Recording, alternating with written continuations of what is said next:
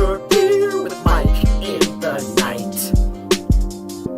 Let's just talk about the world. Give this page another turn, 'cause you're here with us tonight. Everything's alright when you're here with Mike in the night. Mike in through the night, you're here with Mike in the night. Giving the world light when you're here with Mike in the night. Mike in through the night, you're here with Mike in the night. Sometimes things are just absurd, so let's just talk about the world, 'cause you're here with us tonight. Mike in through the night, you're here with Mike in the night. Mike in through the night, you're here with Mike in the night. Let's just talk about the world. Give this page another curl, 'cause you're here with us tonight. I bid you all good morning, good evening, and good night. People of the night, welcome to Mike in the Night. That's our man, Gemini Crew there. Check out his channel. He's in the comments, Gemini Crew. Check him out, guys. He's live right now in the comments and broadcasting from a secret underground location. Oh, yeah. Well, wherever you're watching us, from your condo in the sky to your cabin in the woods, or you're just couch surfing, or just in a car on a road trip, or relaxing in your lazy boy. Crack open a window, sit back, relax, get some tea or coffee, because you're tuned into Mike in the Night, the voice of the Commonwealth. Welcome, everybody. Welcome one, welcome all. I want to thank all the support, all the messages I've been getting. It's gone from 10 to 5 to 15 messages a day to 30 to 45 a day. And it's just whatever I could get my hands on and read on my downtime. And the amount of people reaching out, whether it's via housing, whether it's via some sort of discrimination of some sorts, whether it's some sort of unbalance in the force, if you want to call it that, so we don't get in trouble here on the channel, because we need to self-censor, because if we need to take away from ourselves when we self-censor, and that's what they want us to do. But here on Mike in the Night, we know, we understand, we grasp, we feel it. We get these inklings, feelings, gut feelings, police. Back in the day, police, good police, the best police, would always go off a gut feeling, right? That feeling, your spidey sense, whatever you want to call it. That's what we got here on Mike in the Night. I want to thank everyone that's come by the shop this week to visit me. I think it's 8 or 9 people have come down to visit me at the shop this week. From all over the province, even people from out of country that are doing some sort of business or some sort of whatever. Thank you all for coming and visiting. So we got the comments rolling right now. And we got Sean Lemmerman. I never get his name right. And we got Blunt News who's going to be coming on today for a little bit, giving us a little insight on what's going on. Maybe giving us an update on what's happening with his channel and what he's working on right now. We haven't had him on in a while, so we'll get him on the show too. We got David Xavier just sent me a Skype message. I couldn't see it right now. Something about discrimination in Canada. I'm not sure what it is. Yeah, it's a one-sided thing. We know that. Okay, we know that because we are people of the night on Mike in the Night. I'm gonna take a sip of my nice lime water. I was out of lemon, so I crushed some lime to make some nice, cool, refreshing, invigorating water.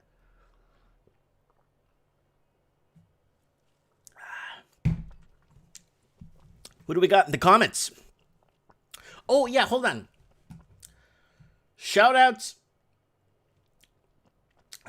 going to Glenn and Carolina, who are watching the show right now live in South Dakota. And a shout-outs to Millie Zappa, who's watching this show in Ixtapa, Mexico, who used to live in Canada but moved back to Mexico for better opportunity.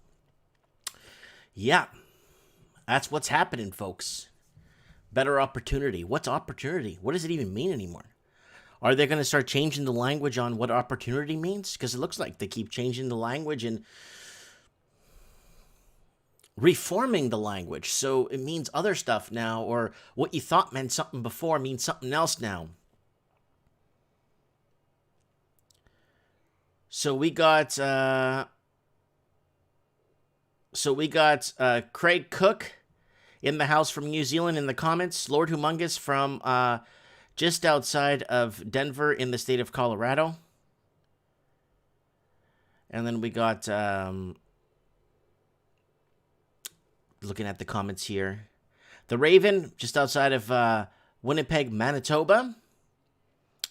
Stephen Sewell, Paul S., Bird718. Bird718, I think you misheard me. She moved, Millie Zappa, I'm reading her message here. Hi, Mike, listening to you from Ixtapa, Mexico, moved back to Mexico for better opportunity, left Canada. So she left Canada to go to Mexico for better opportunity. So that's what she said. I'm sorry if I said it wrong. Yeah, so David B is actually bringing up a very important point here in the comments. Pizza joint calls police in Melbourne, Australia after order for 9 pizzas. Suspected party breaching isolation rules. Cops were called. So let's go to a quick channel plug because I actually did a KFC, Kentucky Fried Chicken. And in Portuguese, we call it galinha de velho. But Kentucky Fried Chicken, the Colonel's secret recipe. So let's get over to Article Scan here. Guys, don't forget to subscribe to the channel. Less than 20% of the people, believe it or not, it's actually 18.6% of the people that do watch this channel do not subscribe to it. You're watching Keep Visions of... so when you see Keep Track of Visions in My Eyes, and then Mike in the Night, all along I was never in doubt, I just put that as a placeholder because...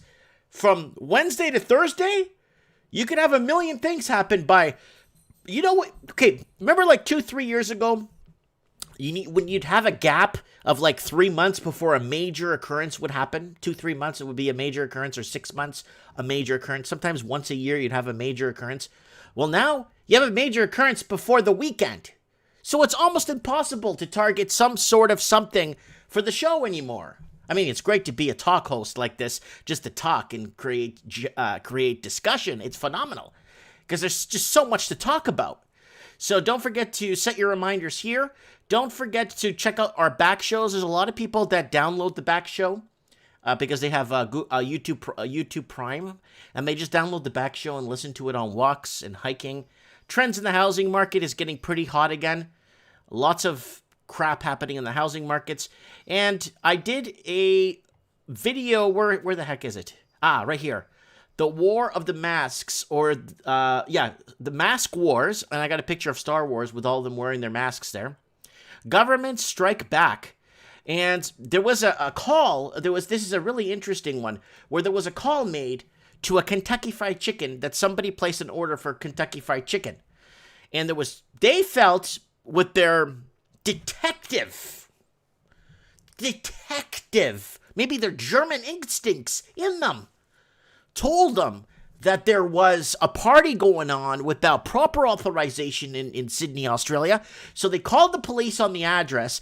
The police went there and caught a lot of people that were partying, and I would think it was $23,000 in COVID fines were handed out. 23 large in COVID fines. All right, let's go back to Article Scan here real quick. Okay, guys, so that's that.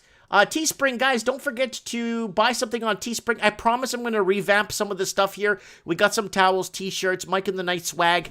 Really good stuff here. Don't forget to come on Teespring and pick up a sticker or a mug or something. And I thank everyone that's been on here to pick something up. Guys, if you want to go ahead and message me, Walmart to require customers to wear masks at all its locations.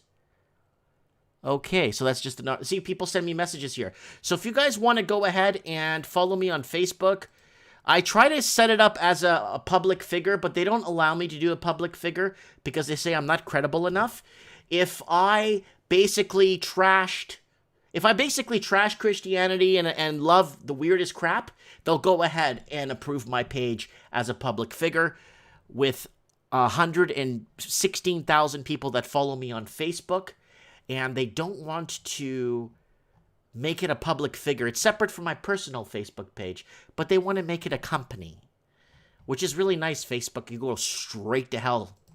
And guys, I'm here on Instagram too. I'm going to give you guys my Instagram if you guys want to go ahead and follow me on Instagram and drop me messages, which I get all the time. And guys, don't forget to check out the McChronicle right here, man. If you guys get some time, check out the McChronicle. All right, guys, you're tuned in to Mike in the Night. People of the night. Hope you're feeling all right. So we got people in the house starting to roll in. We got to get Layla on the show probably today if she gets some time, because there was an article here of some blasts there in Damascus, or explosions in Damascus today, from what I'm getting here on the news. It'd be nice to find out if everything's okay there. What else? Yeah. Okay, so we got Blunt News. Who else have we got in the comments? Axl Rose, as usual. Craig Cook, as usual. Hollywood's in the house. Anna Key in the house from Australia. Oh, yeah, and then there's Layla in the comments there from Syria. Who else we got here?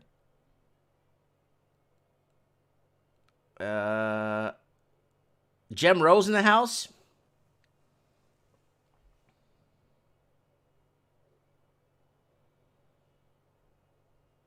So we got IDK.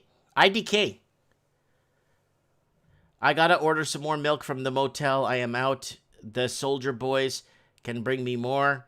So we got IDK. IDK's from the UK.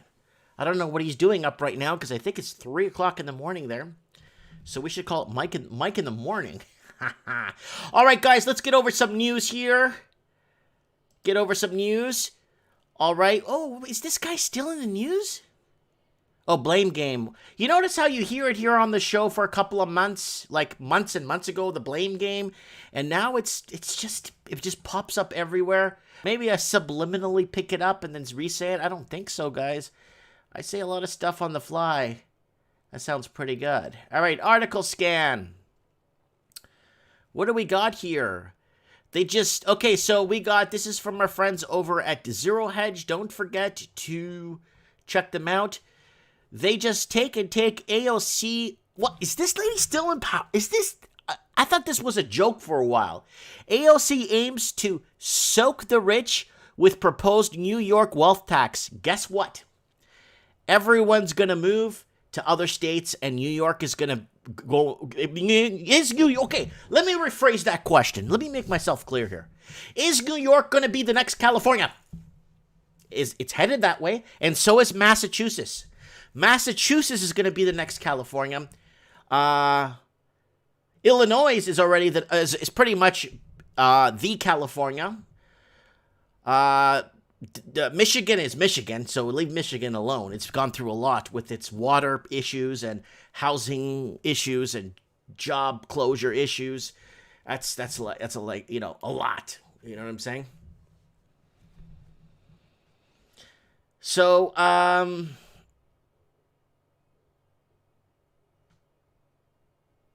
we got Layla saying, I'd rather skip today. I want to hear others. No problem. No problem, guys. You guys are all free to come on when you want. Everyone is free. Everybody is free. So they just want to take AOC, what is that, Aurora Cannabis Company? AOC, that's the bartender lady in New York, right? Aims to soak the rich with proposed New York wealth tax. Good luck with that, eh? All right, Florida man who died on a motorcycle wreck labeled as COVID-19 death by state. There's a picture. That's a horrific crash here. Let me see if that's COVID-19. Hold on a sec. I can't really tell if that's COVID-19. Hold on a sec. I'm just looking at them. Let me just open the image here and see if that's COVID. Yeah, that's COVID-19. Yeah, that's definitely. You could tell by the way the motorcycle is on the side. That's definitely COVID-19 that took his life. Yeah, that's COVID-19. Let me just see the fender there. COVID-19. Okay. Sorry, guys. I just had to open the article just to make sure that was COVID-19. Florida man died in motorcycle wreck labeled as COVID-19. Death by state. Yeah, I just checked the fender and I checked the gas tank. That's definitely a COVID-19 death. Jeffrey Epstein's Gulfstream just listed for $16.9 million in Florida. Man, you know what? You know what? You probably find more stuff in there hidden in compartments, probably worth more than $16.9 million. You probably buy some blackmail. You probably find some blackmail evidence in that plane that could blackmail half of America's elite. If you look in the right places. So we got technocrats should observe the Hippocratic Oath.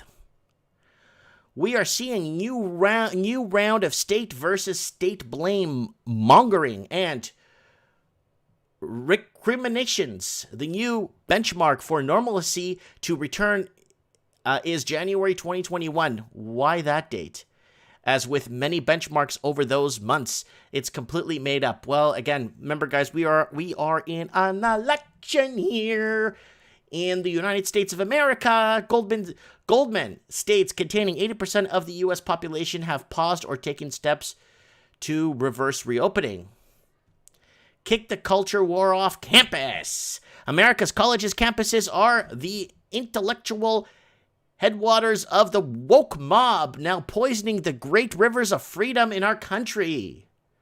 Oh, why don't they just go back to the whole save the whales thing and just protest, save the whales and keep our trees or something. Stop. They're getting into politics or levels of politics. Somebody asked me the other day, "Hey, Mike, do you think they're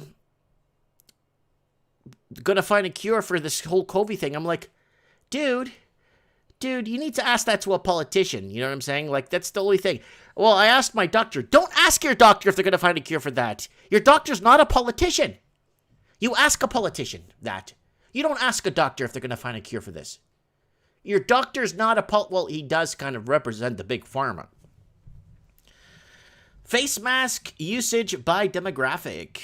COVID-19 case rates are increasing rapidly in most states in the U.S. However, people are reacting to it much differently than when it first appeared in the country at the end of February. Yep, they get flicking them out the window there. Trump considers Afghan war critic for ambassadors to Afghanistan, wants full and speedy withdrawal. I mean, what the heck are these people? What the heck is America still doing in the Middle East? Get the hell out of there. Cisco fires employees that question Black Lives Matter during company-wide racism discussion. Cisco said it ultimately 237 comments of the 10,400 made during the video conference objected to what was being presented. Okay, well, that's good. Wow. Anybody that criticizes anything, the only thing you could openly criticize is Christianity. That's the only thing you're open to criticize. And that's why I'm a Christian, baby. I love Christianity. Jesus is my man, the King of Peace. Jesus is my man. Honestly, the King of Peace. This is a good one. Are you ready for this? Sit back. Putin hacked our coronavirus vaccine is the dumbest story yet. So it was all over the front page. Instead of talking about we had more overdoses of fentanyl in the city of Vancouver, in 1 month than we did of all of COVID in the whole province. Never mind the one city. All of COVID deaths. And maybe Alberta and Manitoba deaths. All more people died of fentanyl and opioids and overdoses in the city of Vancouver than all these provinces put together. And that doesn't make front page, but what makes front page is that Canada accuses Russia of trying to hack into their computers to steal their COVID-19 secrets, or COVID, whatever it is. Mexican cartel displays show of force in shocking new video. Mueller and Weissman op-eds greatly at odds with the report and evidence. World suffers second straight record jump in new COVID-19 cases as U.S. deaths surpass 140,000. It was another record day for the U.S. I don't even hear about this anymore. I don't even follow this anymore. But I do feel for this guy right here. This is the COVID-19. So Florida man died in motorcycle wreck labeled as COVID-19 death by state. So you can see the COVID-19 because the fender and the gas tank there just give you a representation of COVID-19 there. And I think the rear wheel might be COVID. Hey, I ain't a motorcycle mechanic, but that's got COVID written all over it. So that's where it's headed, guys. And it's very, very scary. Very scary. You can't criticize anything anymore. You can't bring up stuff for debate anymore. You can't and if you want to get into a debate with somebody, they bash you, they mash you, they yell at you, and they give you no proper feedback. They don't give you anything that's workable. Right?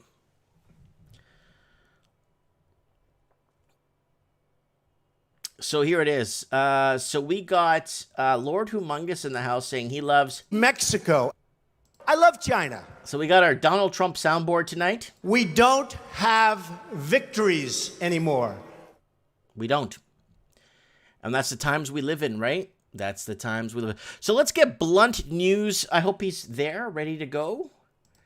I hope he's okay. I hope he's there. See if he picks up the telephone. Hey, Mike. Blunt, how are you, my brother? Am I on? You are sure on right now. You are live, my friend. What's up, everyone? Not much. We can't see you, though. I'm not sure why, but... You can't see me, eh? No. That's okay. Okay. You All right, that's fine. Yeah. So, I don't know why. It just says your camera's deactivated. Anyways. I'm trying. It should be working. I don't know. Anyways. Let's get to... Let's see here. Yeah, I'm getting nothing. But that's okay, buddy. Good to hear from you. It's been a while. So you sent me this article here. Let's go to article scan right here real quick. And it's talking about your friend's government here. Trudeau government examining tax on Canadian homeowners. So we discussed this on trends in the housing market with property taxes going up. What's so important about this specific article? Tell us. Well, you know that the government's looking for money everywhere they can right now. Right. And this is just showing that he's going to go after homeowners next. Well, but the thing is, homeowners are strapped. Homeowners have no money. Their total debt service ratio is out of whack, and they got to work pretty much 80% of their income goes to pay their shelter, and that's not including food, water, and everything. Where do they expect these homeowners to get the money from? I don't know. I have no idea. I think this the free money is going to keep coming. Like I said since the beginning, we saw an article I think this week about how some are now suggesting, and it was on mainstream media, Canadian mainstream media. Some are suggesting now that to transition this COVID money into UBI, right? Yeah, that's universal basic income. Yeah, and we were talking about this way early, and now they're kind of putting the idea out there in the mainstream media. So that's usually how they do things, right? Right. First they lightly talk about it, right? You know. Then they revisit it. Yes, and before then they long discuss it, and then 6 months later they said, "What? We told you this already. What's wrong with you?" Yep. Yeah, they play that. What? You didn't hear me? Yeah. So I think that's where we're going. I think they want everybody on UBI, independent, right, on the system. Tell us, in your opinion, why UBI is... I want to know why UBI is damaging in your... Tell us why you think it's damaging. Why it's damaging? Mm-hmm. It's taking out... it removes all innovation. Right. It removes all drive to achieve. It makes people dependent. And once people are dependent, government can basically get them to do anything they want, right? That's correct.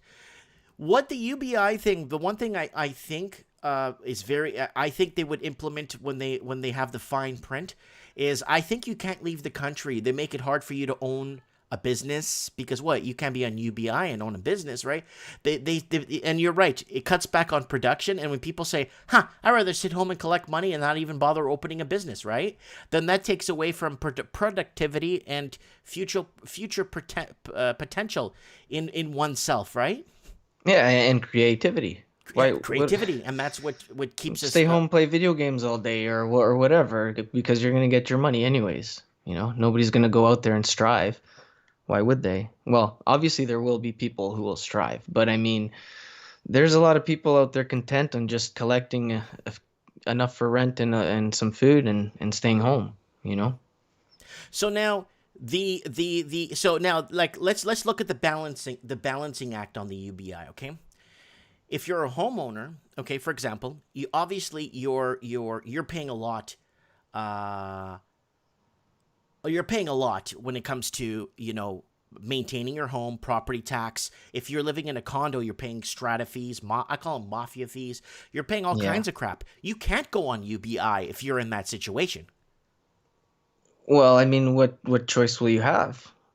Well, you have to work. You can't go on UBI if you have to pay a mortgage of $4,000 a month because you took out a mortgage out of FOMO because you thought you will never own anything in your life. And now, so those people have to work.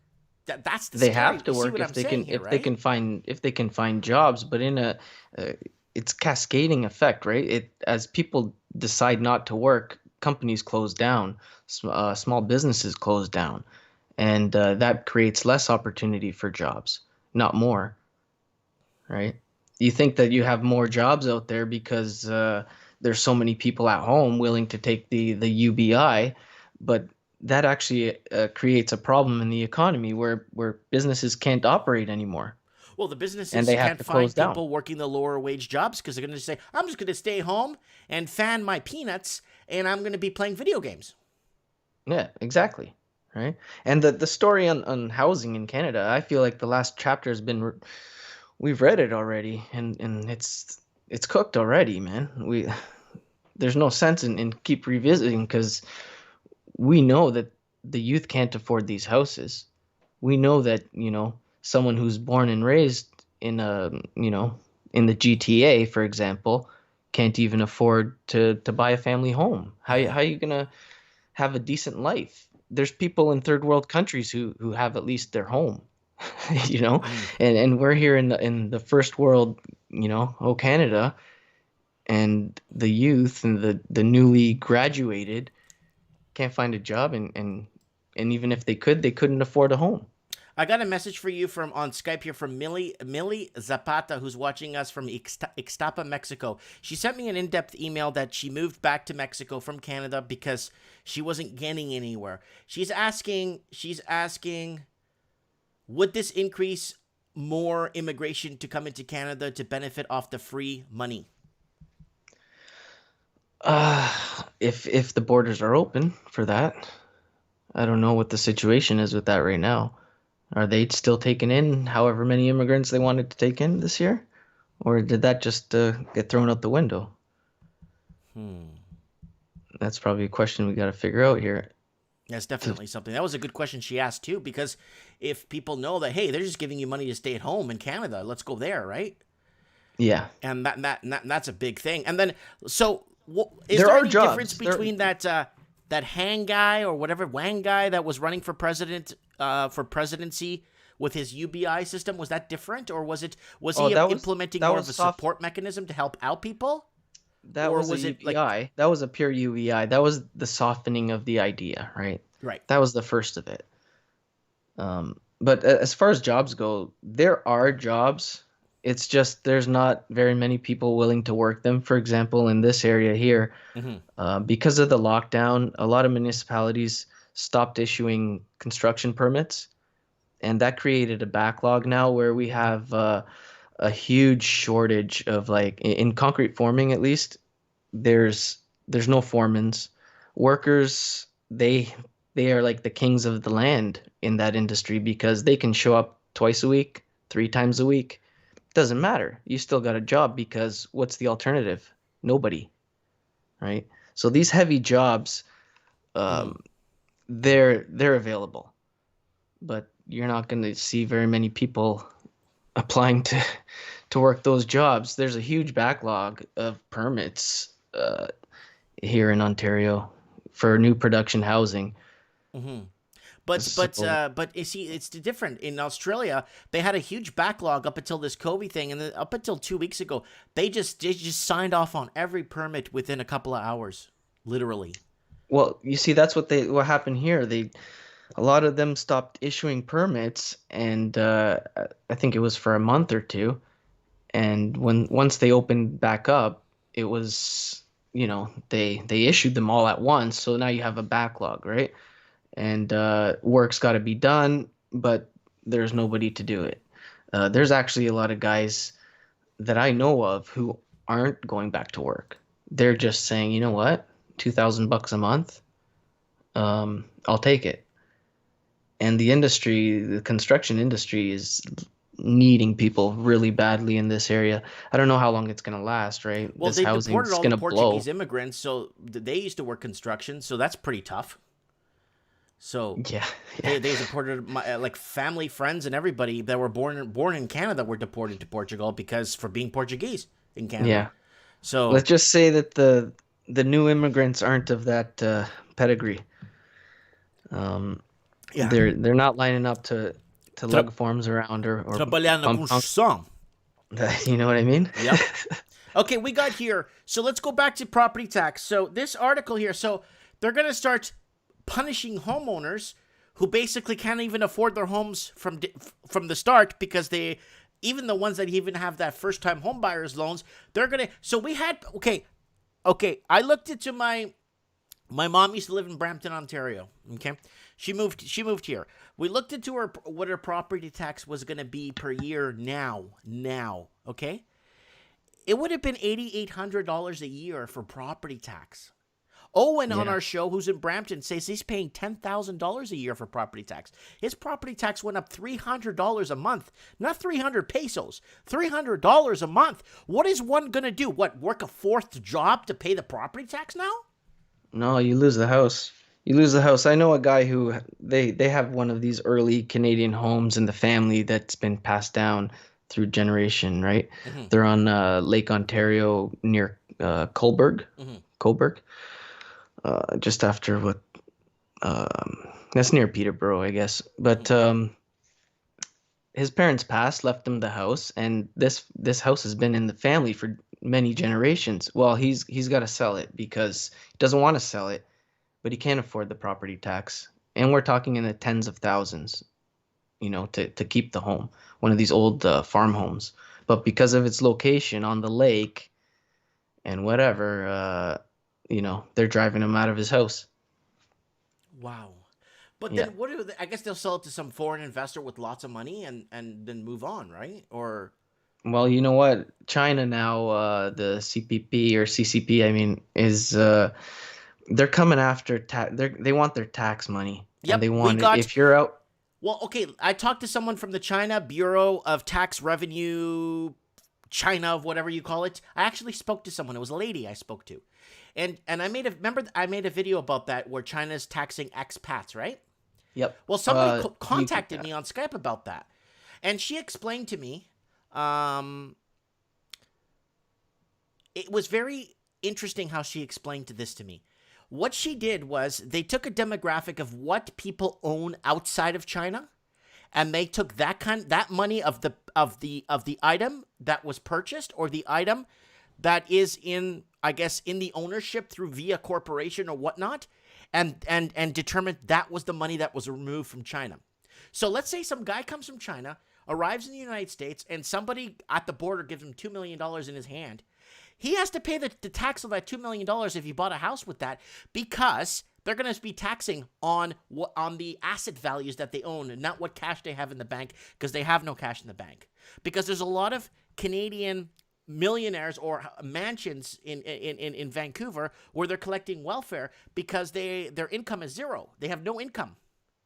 Yeah. So they're collecting their $0 on their income. Now, what the Chinese government is doing, they're not taxing them on what money they think they took out of the country. They're taxing it on their asset levels that was spent on other countries. And they're getting full-time investigators. Now, let me tell you something. This is actually very interesting, Blunt, is that somebody was given a phone call from mainland China telling him to pay his tax money, and there was an employee like next to him and said, "Who was that?" He's like, that's like somebody from China calling me. They said they want their money.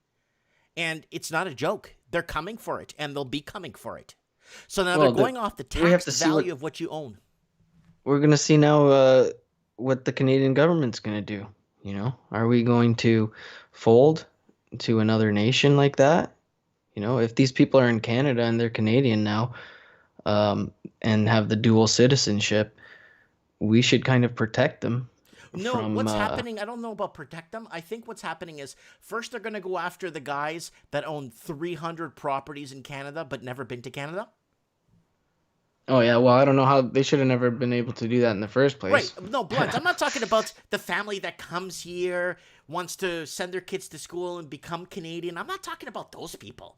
I'm talking about all the people that launder money through our casinos, people that shadow flip. There's one guy who has two corporations in Canada, has never been to Canada, but he shadow flipped the same house between two corporations laundering money in a Canadian bank. Yeah. He shadow flipped the house between himself through two corporations 56 times.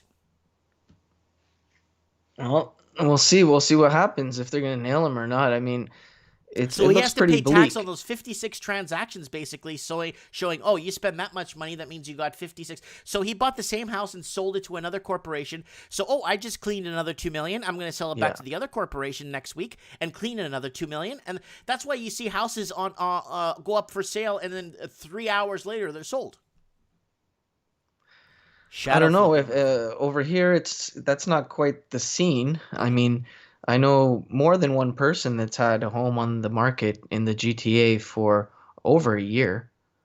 Yeah, and we keep hearing stories that houses they're selling like crazy. They're still selling, and they're still at high price. Well, they may be listed, but from my experience, what I've seen, they're not selling. And I don't know what's keeping it for the price from collapsing. It might be some real estate trickery, wizardry. Mm-hmm. But I think the writing's on the wall. We've read the last chapter. This China thing might help it along a little quicker. Mm-hmm. But the housing's got to come down. I mean, right. Let's get to when is it going to happen? That tweet you sent me, here we go. People getting arrested for not wearing a face mask. So it looks like this guy's in a Tim Hortons. Tim Hortons in Quebec, Montreal, I believe. And he's taken to the ground, because he refused to leave. He just wanted to order his coffee, and the cops weren't having any of it. And it's kind of funny how this guy's taxes are paying their wages, too. Yeah. What's to say? Whatever. He doesn't need an excuse. I mean, this mask thing is over the top already. And I know Canadians can't be for this, There's probably the odd few progressives that champion every idea that comes out of mainstream media. But for the most part, when you go around talking to citizens and people friends, family, we're outraged. This leader, the boy king, the great leader, yes, is a criminal, and he should be locked up. And the proof's out there, and apologies aren't going to cut it, right? So he reminds me of that oil company. What's that oil company that keeps breaking lines in the ocean? What are those guys? Oh, Exxon? Is it ExxonMobil? Yeah. They bring out commercials. I'm sorry. We're sorry. From ExxonMobil? Sorry. Well, yeah. Come tax season, I think everybody should say we're sorry. Tax season comes. Yeah. We're sorry. Yeah. I don't know. It's these people who rule us. they have every aspect of our lives under control already. Hmm. They they listen. They're listening to our phone calls. They're tracking us on these devices without us even knowing. They're mandating, these tyrannical ideas where forcing people to wear masks. Uh, I'm not sure if that's happened everywhere, but I know in some municipalities it has. Dude, Uh, dude, the KFC, investigation crew, the Kentucky Fried Chicken in Sydney, Australia, called the police on someone that ordered KFC. They were having a party at their house, and they ended up giving $21,000 or $22,000 in COVID fines. you know, these problems are easy for us to solve. It's as simple as don't spend your money there. Vote with your money. Mm-hmm. Um, I won't go to Walmart. Forget that. I won't go to KFC after this. I won't go to Canadian Tire after this. I don't know if you heard, but they stopped accepting cash in some locations. That's against our against the law, but Mm-hmm. nobody's getting prosecuted for it. They're just going along with it. Our CMP's compromised. Our leader is a buffoon. I mean, I can't believe that this people are even taking it serious. You know, Mm-hmm. Mm-hmm. this is the biggest joke I've ever seen. This clown is dancing around in different costumes and giving money away like it's nothing. Well, it is nothing. We know Well, that, I'm but kind of happy we didn't find life on Mars because Trudeau would send money there. oh yeah, if they had voting power for the UN seat, right? Mm-hmm. No, And no, no. I'm saying if we found life on Mars, Canada would send money there too. So thank God we haven't found life there yet. yeah, our dollar's a joke. Mm-hmm. And what can you do? Buy gold, buy silver? I don't know. I mean, they got the market cornered. I know you guys don't want to hear it, and I love the asset too, but silver the market in silver has been cornered how many times in history that we know of? Two or three at least, Was it the right? Hunt brothers? Yeah, and then They got arrested and they weren't allowed to buy any more silver. You know that, right? yeah, but after they had manipulated the price to shit, right? Yeah. And then you have who is the modern day one? JP Morgan. JP Morgan's the modern day Oh, they market just push manipulators buttons with on the silver. computer, right? Yeah, the naked shorts and everything. But what about gold? We think we have some power with gold, but who has all the gold? It's governments and central banks. Mm-hmm. I know okay, it's the people's money, sure. But when they have most of that asset, they control that asset. Unless this is the collapse, right? Unless all this money injected is not going to give us another 5, 10 years, they're going to hold on to that gold. But if they're going to get 5, 10, 20 years out of injecting fiat into the system and the publics continue sleeping, they have the gold. They have enough gold to control the price. Believe it. Okay, the IMF is the biggest holder of physical gold in the world. What public has gold? The Indian wives. Indian wives account for 24, 25 tons. Mm-hmm. That's not enough, right? Even if everybody started buying gold, these guys have enough. If they believe they can control the system to go on for another cycle, they'll dump the gold on the market. Mm-hmm. Okay, believe that. If this is the collapse, they're not dumping their gold, and everybody out there should have some gold, man. Yeah, hold something precious, right? Yeah. Precious. Yeah. Is there anything else you want to add to this? Look for deals. I don't see anything out there. I don't see any value. Stack that fiat until something crashes. Maybe they hit gold. Maybe they hit silver. Maybe they hit Bitcoin. Maybe they hit properties. But right now, I'm not seeing any value investment out there. Stay away from junior miners. You guys don't stand a chance. The private placements are going to destroy you. I've seen it happen. Mm-hmm. And if you That's one thing I've been wary about junior. That's why I have a little bit of junior miners, but not I've been betting on gold, oil a lot lately, quite a bit actually. I bought oil when it was right at the bottom, and I made a video forecasting what was happening in Australia, how oil. I was watching the Australian markets on Sunday, and I even made the video that Sunday night that oil's going to go negative the next morning. And I woke up and I was 100% spot on because I was watching it in the Australian markets, and I noticed it was Sunday night for us, right?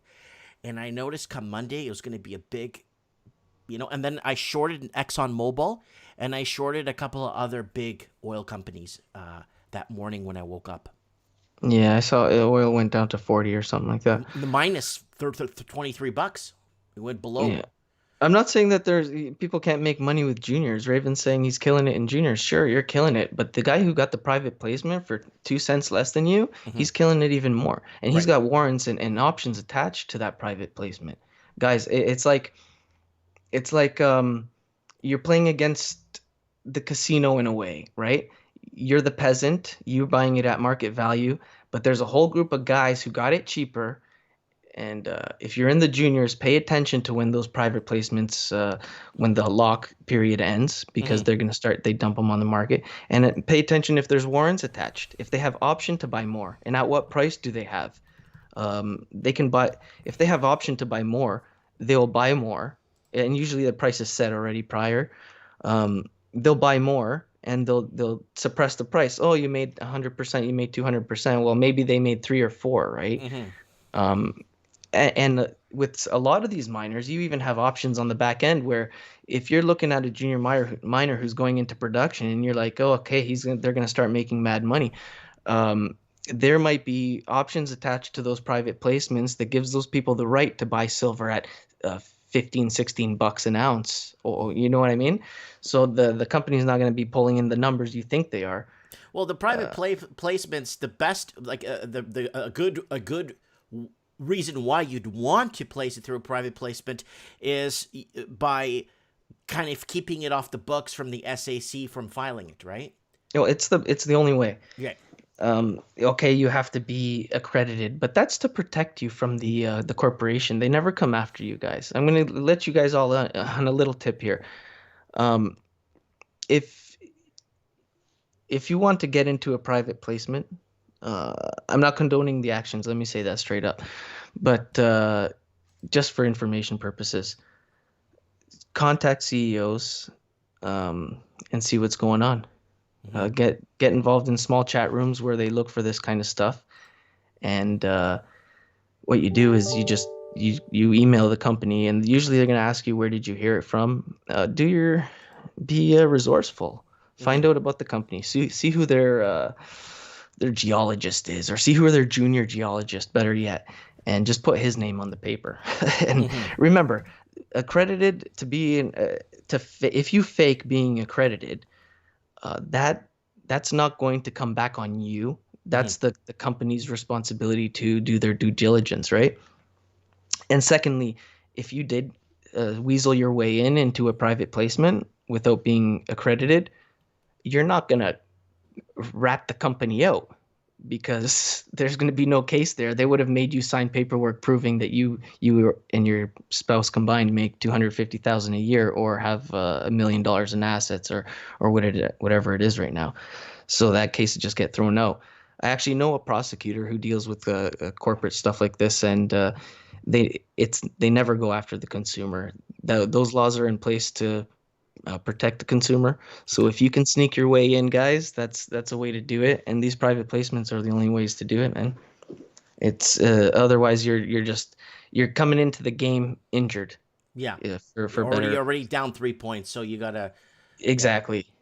Not to say that the juniors aren't going to 10x if gold runs. Hmm. Just saying, you're looking for value everywhere you go, and the Right. value in juniors is in the private placements. That's what you want to do. All right, Blunt. I appreciate. What are you doing now? Do you have a channel now or something you could put in the? Are you doing? I got a private channel, so it's invite only, but I can't seem to put the link in YouTube. Just put the link inside the thing, please, in Skype, and I'll put it myself. Okay, it's private though, so I don't know if people will be able to invite friends or whoever, Hmm. but I'll send you the link, and if you put that in and have I don't know if YouTube's gonna allow it, but we'll see. We'll see. We'll see. Okay. All right, Blunt. Thanks for coming on, and we'll probably hear from you in a couple of weeks again. Yeah, for sure. Take care, brother. Stay safe. Later, guys. Bye. That is our friend Blunt News in the house on the show, and I couldn't get him visually for some reason, but that's okay. He's got a nice voice, so that's okay. So that's that. So here's the guy getting arrested in the Team Hortas over here, getting arrested. Let me go to article scan here. So the buddy's getting arrested here in the local Tim Hortons for there it is. I got his link. All right, here's the link to him. It's a join group thing on Telegram, so I'm going to copy and paste it. So, guys, if you want to join Blunt News, there it is, guys. Go ahead and join. I'm going to leave this open for the rest of the show here to plug it once in a while. That's from Blunt News there, if you guys want to be part of the channel and discussion there. All right, what is happening out there? You're tuned into Mike in the Night with People of the Night. So we got Mitch Madden trying to send me a video here.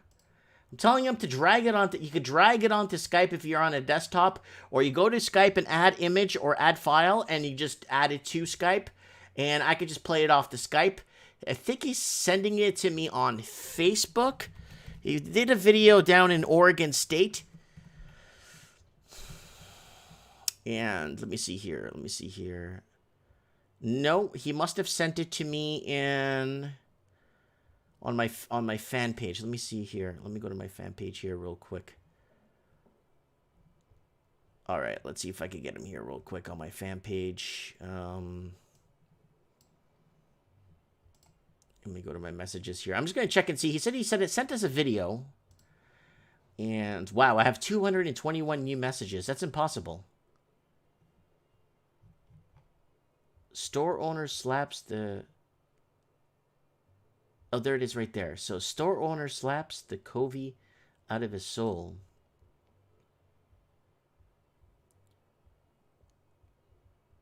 Wow.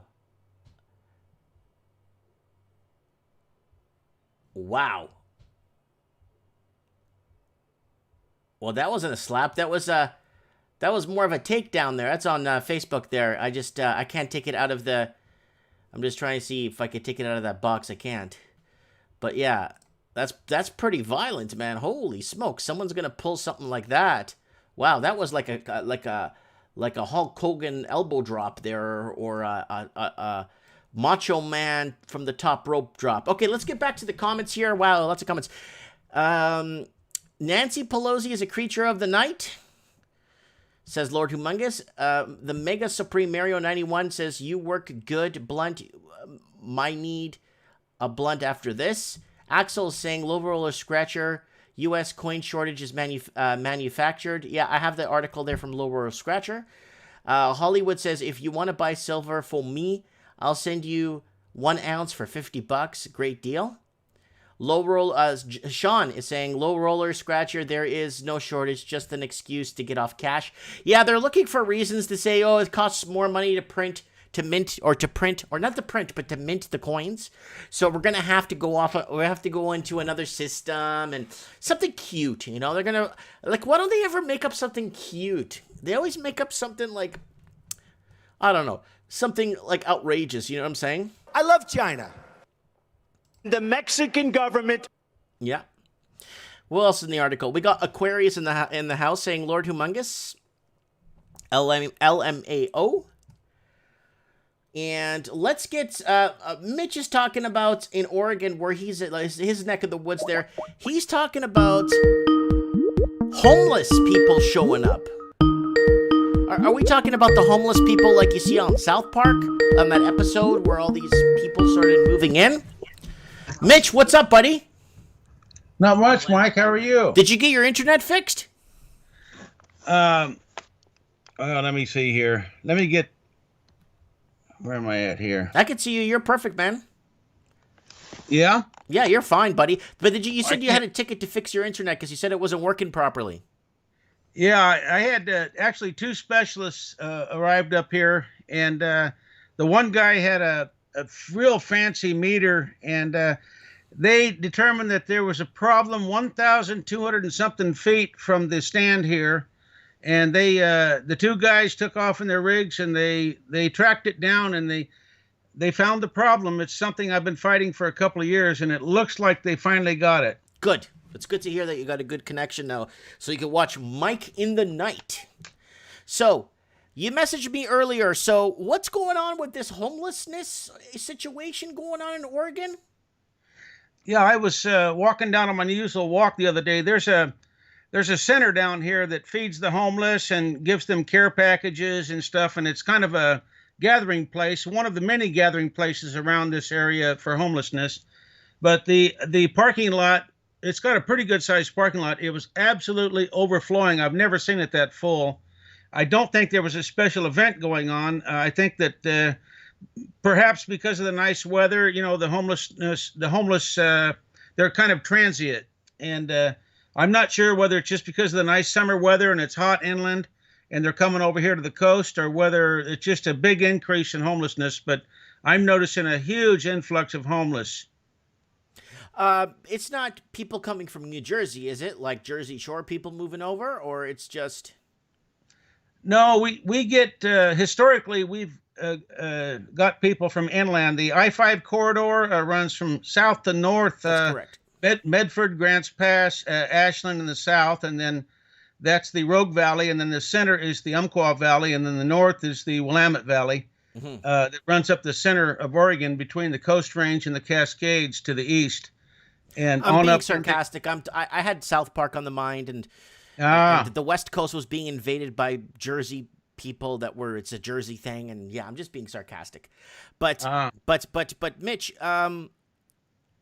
tell us on the ground, what have they stopped the protesting there in Oregon, or is it still going on? No, they're protesting every night in Portland. Why? Do they even know what these people have they asked?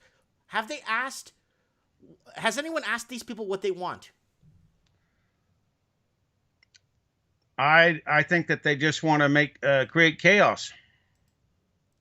Right. I don't know if anyone's asked them what they want.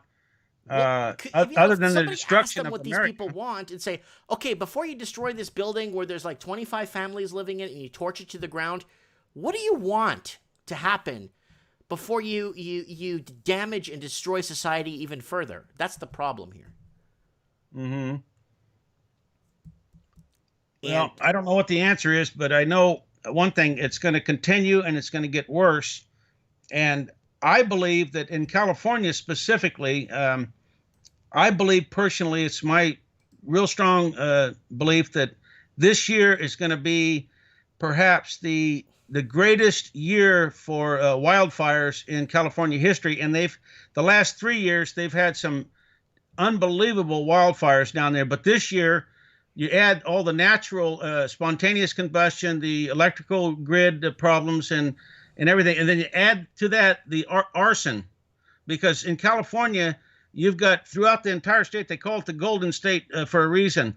In the summer and into the fall, you've got 3 foot tall dried grass, that golden colored grass all across the state. Now I'm a native of California, and I know that even a sparkler on the 4th of July, a little sparkler thrown into the grass will ignite a fire, and it'll just start moving like crazy. Mm-hmm. Anyway, that state is in serious trouble if the arsonists get unleashed this summer.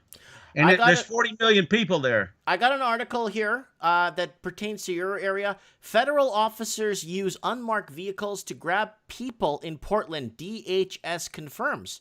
And this is from yesterday's date, and it says, in the early hours of Wednesday, after a night spent protesting in Multnomah Court Justice Center, federal courthouse, Buddy and his friend, Sean O'Shea, decided to go home. It had been calm night compared to most of the protesting. Law enforcement hadn't used tear gas and blah, blah, blah. Both Portland, blah, blah, blah, blah, state of sight. A block west of Chapman Square, O'Shea bumped into a group warning them that people in camouflage were driving around area in unmarked minivans, grabbing individuals off the street. Yeah, the feds are in Portland right now, and they're trying to protect federal property, the federal courthouse, and there's a big immigration office up there. There's a lot of federal property up in the Portland area, and they're trying to protect federal property from looting and arson and destruction of monuments, et cetera, et cetera. And they're getting some flack from the mayor's office, I guess. that wants them to stand down. And I think they're getting orders from Washington to don't stand down. So they're getting mixed signals. Yes, I know that the police are on the side of the feds, the local police, the Portland police. I'm assuming that they are. Anybody in their right mind would be for law enforcement. Law enforcement occasionally get over aggressive because in the heat of the moment or depending on the circumstances. But I've been engaged with law enforcement, many, many times in my life. And I haven't had what I think was an unreasonable response from law enforcement. And I haven't seen any, even though I did have a couple of friends get the total crap beat out of them by 2 California Highway Patrol. They were beaten with batons until they were black and blue all over. Because they were drunk and the guy put the reds on them and they tried to outrun the cops and they set up a roadblock, and when they stopped them, they drug the driver and the passenger, they were brothers, out of the car and beat the crap out of them. Mm-hmm. But they shouldn't have tried to outrun the cops. Well, yeah, okay, incidents arises from circumstance. You do the crime, you do the time. Yeah, sure, But nowadays that happens. They're like, oh, what was the color of his skin? What was this? What was his racial motive? And now they go into so much now, and they don't allow the police to do their jobs. You know what I'm saying? There was some people at my store today that watched the channel that were talking about how the police are becoming, or they're looking to defund the police. But the police's hands are tied right now. They're not allowed to do anything. Well, wouldn't you be afraid after you saw what happened to that guy that put his knee on the neck of that Floyd? Mm-hmm. I guess he went right to jail, and his wife filed divorce papers or something before he even got bailed out. Yeah, if he is bailed out. Yeah, that's. And so his life is over. He lost everything. Just like boom, just doing his job, and perhaps he overreacted. I don't know. It seems like he did. Well, he definitely overreacted, and he definitely. He didn't have to do what he did. He could have. No, if the guy was down and he was handcuffed, and he had all kinds of backup around him, he didn't need to go that far. No way. Even if he was upset and pissed off and his adrenaline was flowing and it was the heat of the moment, he went too far. Yeah, definitely went too far, and that was very, very disgusting and disturbing. But it again, then the outpours into hate, and then. Everything breaking fine lines and this and that and sensitive issues and blah, blah, blah. And they bring things up from 400 years ago, and then it's, holy crap, here we go again. You know what I'm saying? Yeah, did you read that North Carolina, I think just the state assembly or something just voted for a unanimous vote, as I read it, for reparations for the slaves, descendants of slaves or something? What kind of reparations? I'm not sure. Like I don't know anybody, any state or any organization that really has any real money. I don't know where they're going to get all this money to pay anybody. So I don't know what reparations. I guess. I had ancestors from Ireland that were indentured servants, and they paid their boat fare to get over here by agreeing to be a servant for like 10 years, mm-hmm. And they were essentially just slaves, and some of the Irish girls were actually end up being sex slaves and everything else to their masters, but we're not going to get any reparations. Oh, no. And the mass amount of Portuguese families, purging of Portuguese families, most of them born and raised in Canada, deported back to Portugal. Yeah, Mike, I've heard you mention that several times, and I've never really investigated that episode as far as any articles online or anything. Oh, a lot of it's I believe it to be true, though. A lot of it's been after Canada, the Canadian dinosaur mainstream media got a $600 million bailout before the Canadian elections. Majority of those articles, of the ones where they shut down Dufferin Mall and shut down entire malls and schools and held all the Portuguese-speaking people, and they had buses waiting for them to take them to the airport, those articles have been disappeared. For some bizarro reason. For some reason, the integrity of our journalism or history is just completely wiped out. And that's scary, because Canada now needs to look like it's not a racist country and it's never done things like this before, when it blatantly has. Mike, are you and the family going to go over there to the Philippines as soon as this virus crap clears up? Oh, it's going to clear up after the election. Right after the election, when Vegetable Joe gets put in, they're going to nip this in the bud, and it's going to be reopening in business as usual, and Vegetable Joe is going to make, America great again, right? Vegetable Joe's going to make, he's going to beat Donald Reagan, and that's it. And yes, I will be going to the Philippines because I want to see the progress of our house. There's actually quite a bit of work done to it. So I want to show people you could build a house in the Philippines for a couple of grand. Poured concrete, stone, and strong rebarb and the whole 9 yards, Yeah, well, your father-in-law or your wife's family will dig a nice, humongous septic tank. And they won't have to get permission from anybody more than likely. No, there's no red tape there. They're on a private island. Right. And on that island, they just, you want to do a septic tank? All right. Let me finish my cigarette and we're going to start digging. You don't need permits. You don't need paper filled out. You don't need to go to the city. You don't need to go nowhere. You just do what you have to do. We didn't get a permit to build our house in the Philippines. Yeah, I know that there's a, I hear people complain, there's corruption over there and all that.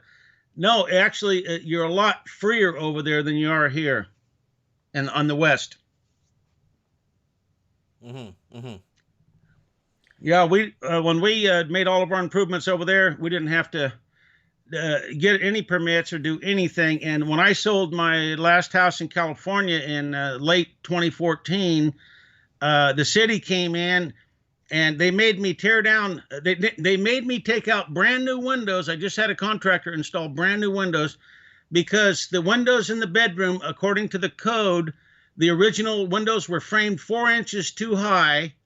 It had to be 40 inches off the floor, the bottom sill, and they were 44 inches. So they made me pull out the windows, order new windows, cut a bigger hole and everything. And then I had a new retaining wall put in the backyard, but they said, it wasn't engineered. I spent $3,500 for it. It wasn't engineered. It's 60 feet long, which means it means that the city wasn't paid their permit fees is what they mean by not engineered. And then they said, well, you don't have a fan. You don't have a fan in the hall bathroom. And I said, yeah, there's a window there. It's been there since 1965. There's no problem with the bathroom. They said, no, there has to be a fan that's electrified fan. And so they made me do that. Then they said the garbage disposal is not hardwired with its own switch, that it's just, it's got to have its own plug and this and that. Anyway, then they said the back door, the firewall going out to the garage, the door doesn't have an automatic closing system on it, so you have to replace. I said, that door's been fine since 1965. They said, anyway, they went on and on and on.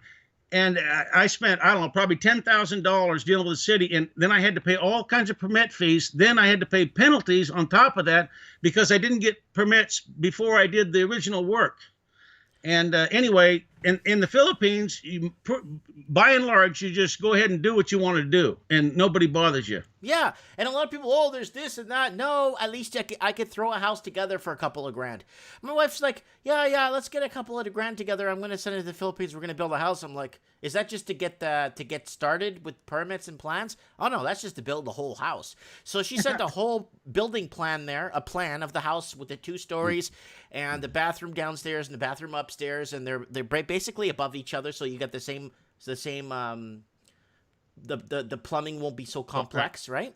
Mm-hmm. And then you got a couple of sinks here, a couple of sinks there, a big kitchen to cook and stuff, and then we got a built-in cooking area, but with wood, so you could put wood in there and cook.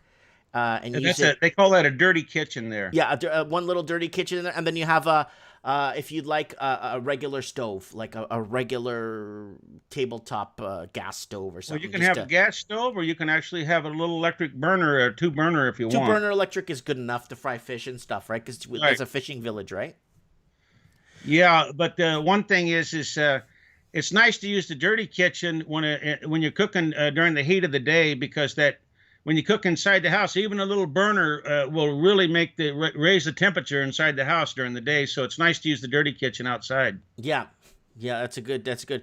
Yeah, so I don't know. I mean, we're looking at that, and it's like, yeah, there's just too much.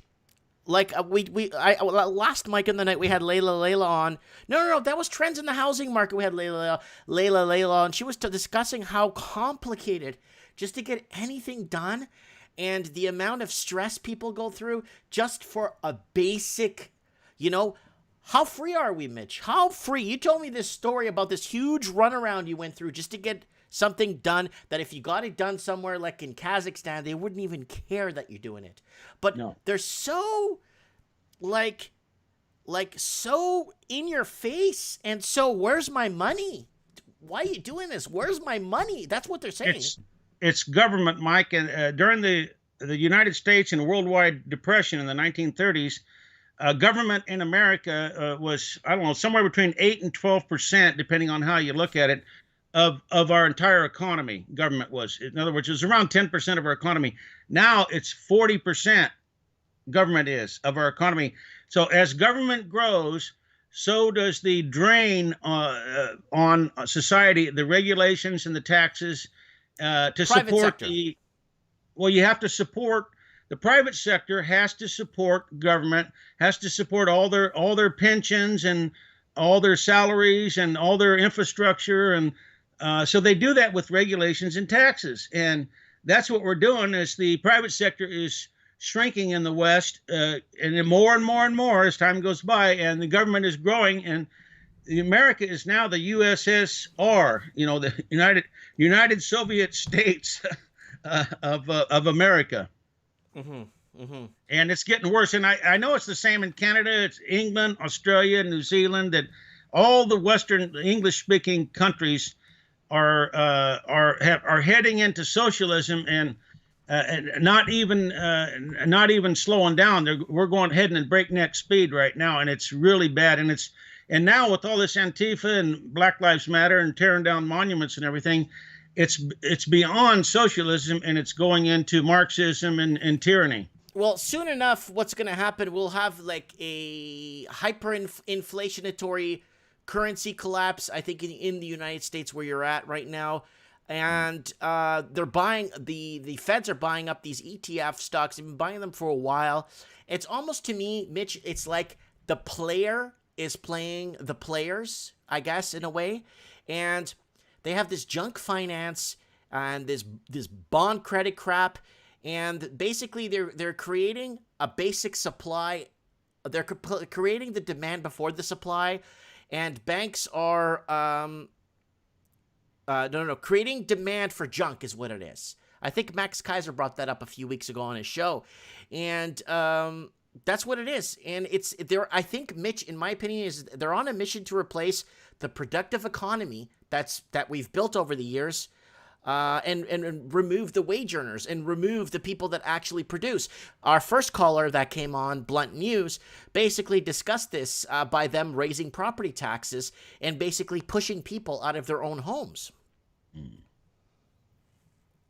Yeah, I think Marin Katusa just had a blog, and he said that there's about 200 central banks in the world, but about 15 of those banks, the biggest banks like the Bank of Japan, Bank of England, the European the ECB, and maybe the Swiss bank, whatever. Anyway, he said 15 banks have swap line agreements with the Federal Reserve, and what we do is we just keep sending. They need dollars. They have a real shortage of dollars. It sounds weird when we're printing trillions of dollars, but there's a shortage of dollars. But he said we're sending trillions of dollars to these 15 favored country central banks, and they're not paying the money back. They just keep asking for more, and their debt and their interest keeps growing, but they just keep. So we're just sending them unlimited amounts of money.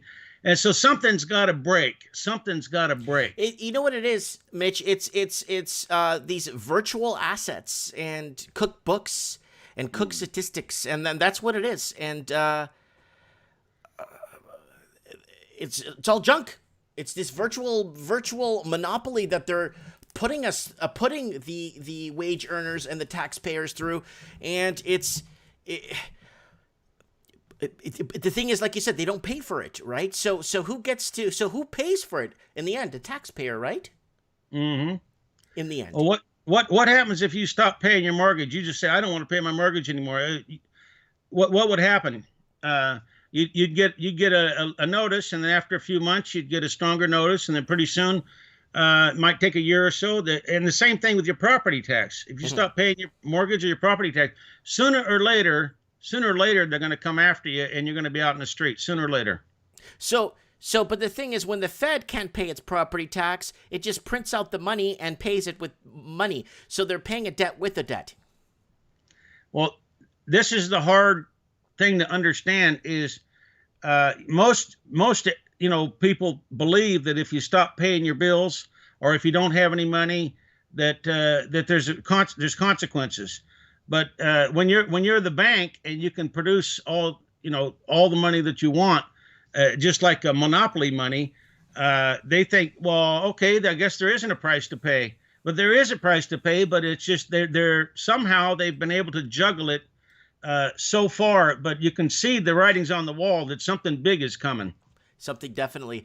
Mitch, in your heart of hearts, like in your gut feeling, tell us, what do you, I mean, you've been on this earth for quite a while. You've been there, you've done it, you've got the wisdom, you see it from the back, you see it from the front, you see it from the bird's eye view.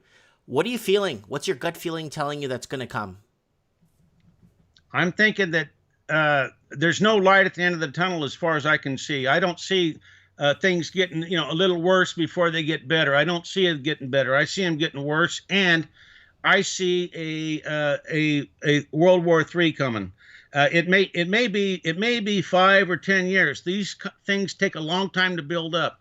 Nobody, China or anybody else is gonna do anything radical like take out an aircraft carrier or something like that, because that would start World War III immediately.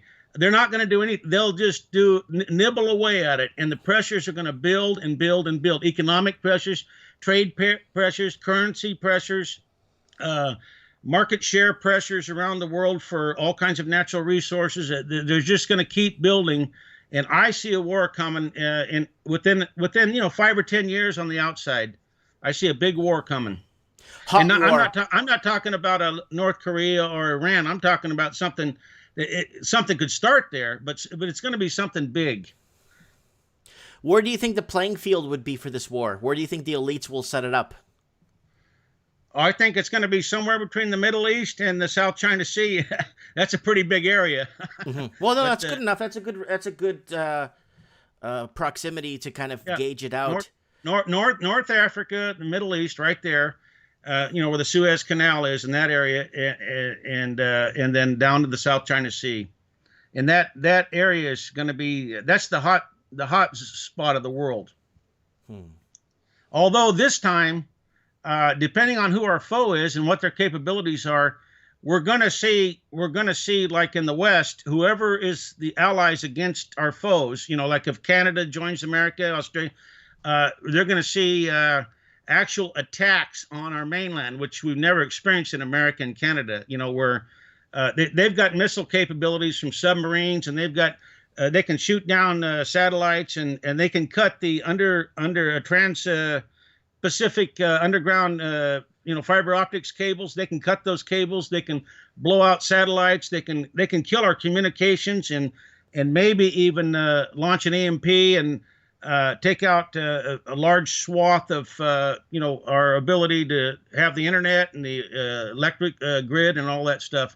I mean, a lot of people will die in 15 days if the crumbling electrical grid goes down. A lot of people, not because they can't get their internet. I think the logistics of food was shut right down. We will be transporting food. If an EMP or even a solar flare or something happens, and the crumbling electrical infrastructure goes down, 15 to 20 days, 10% of the population will be wiped off the map, and then 25% by the end of a month and a half, and then they said 40% by 6 months, because I mean people are so dependent on the electricity, And so is our infrastructure, transporting gas, our food electricity, and and internet. They are crucial. Imagine living in the winter in northern hemisphere. Say in your latitude in the winter, and you lose your ability to heat your home. stuff. I mean, if you've got a wood stove and you've got wood put up, that's different. But Yeah, that's why when I bought my house, I made sure it had 2 fireplaces in it. yeah, and you have a catchment system for water too? I have a couple of those barrels that I bought that are insulated, and they have a little tap, and they already set up by the roof there, so they catch that water. And it wouldn't be a bad idea. Yeah. I read an article last day or two, and it says the preppers are laughing now. I think that when these more bad things happen, like this shutdown due to it's a overreaction to the virus, this shutdown we're seeing things that we never thought we would see. Well, I think that there's more things that we never thought we would see that are down the road. They're on the horizon.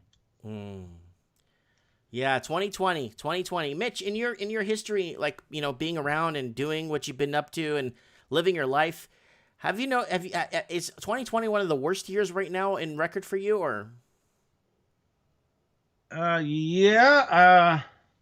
I can't think of any time in my life where I've been this negative. I'm normally very cautious, and I do see the negative side of things.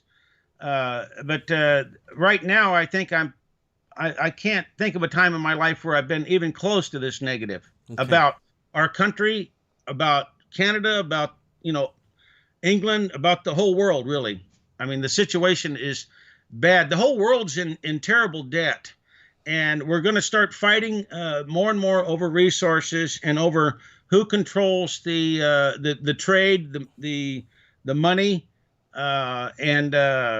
There's bankruptcies, like the third largest shipping company in the world, I think, out of South Korea. It collapsed before COVID. I mean, there was things happening before COVID that were telling us that there was a big downturn in the world, and there was problems in the world with trade, etc. And America has a deficit with 90 countries, a trade deficit. In other words, right.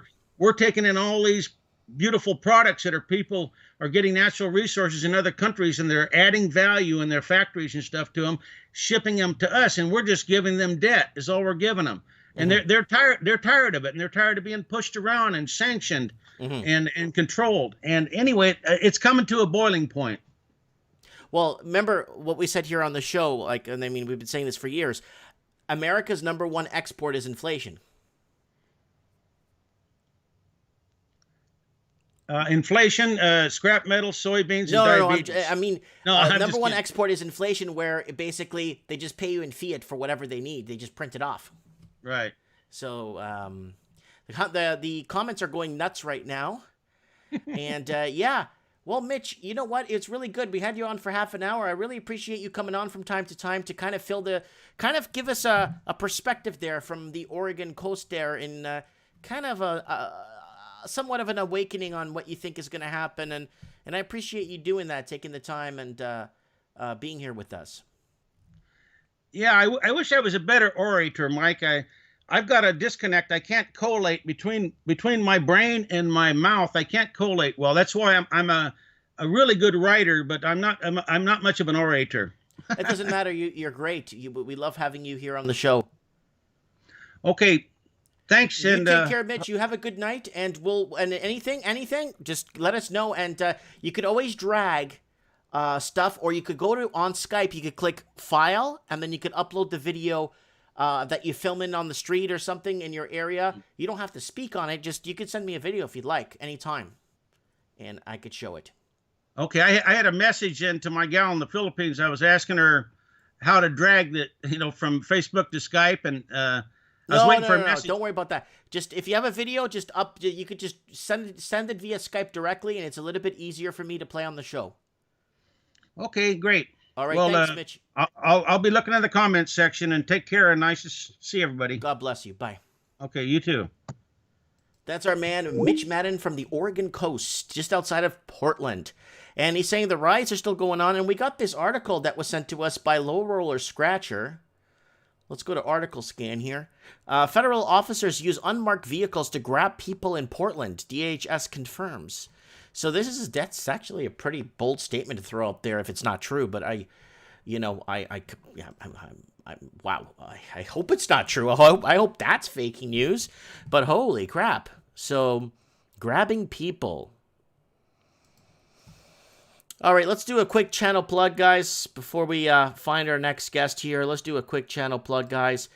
Guys, don't forget to subscribe to the channel. Guys, less than 19% of the people that do watch the channel are subscribed. So I'd really appreciate it if you guys could subscribe to the channel, please. Mean a lot to me. Don't forget to set your reminders for Mike in the Night. Trends in the housing market this Wednesday. Mortgage defaults up, and Mike in the Night next week. All along, I was never in doubt. Guys, these are placeholder titles because from Wednesday to Thursday and Thursday to Friday, there's 200 events. So I can't predict for Mike in the Night what we're going to talk about, unfortunately, or what the main topic is. We just do mainly current events. What's going on? Is there a riot here? Is there a destabilized country happening? Is the country being destabilized? Is there something they're pulling a fast one on us? That's what we do here on Mike in the Night. You know what I'm saying? If you want to come out and tell us your story, it would be nice to get a little bit of a feedback from your area. We got Vips KJ saying they are pushing small businesses to closure. California is back on lockdown. Don't think there's a chance for survival. So there it is right there from someone else.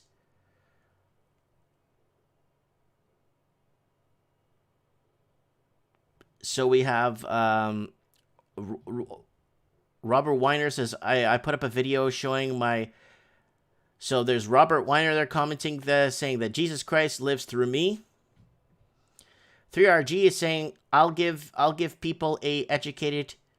I can't even read that. The far right in Canada, okay.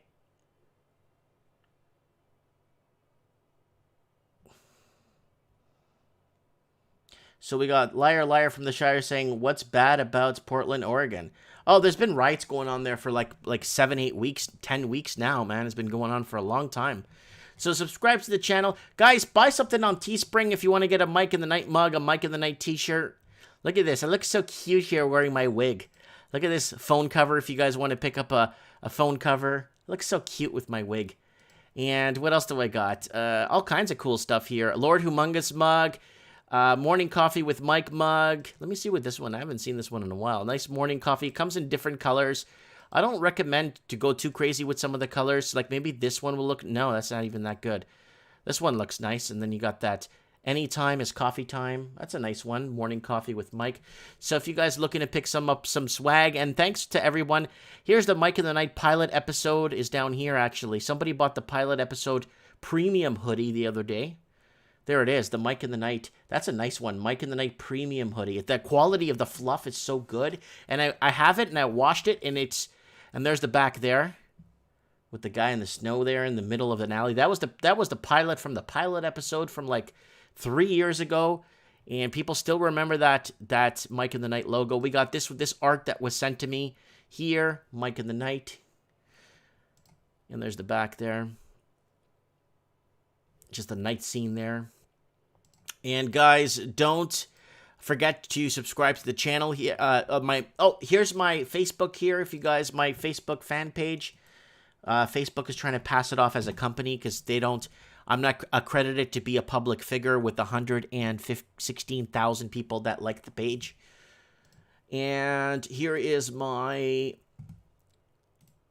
Instagram if you guys want to Instagram me.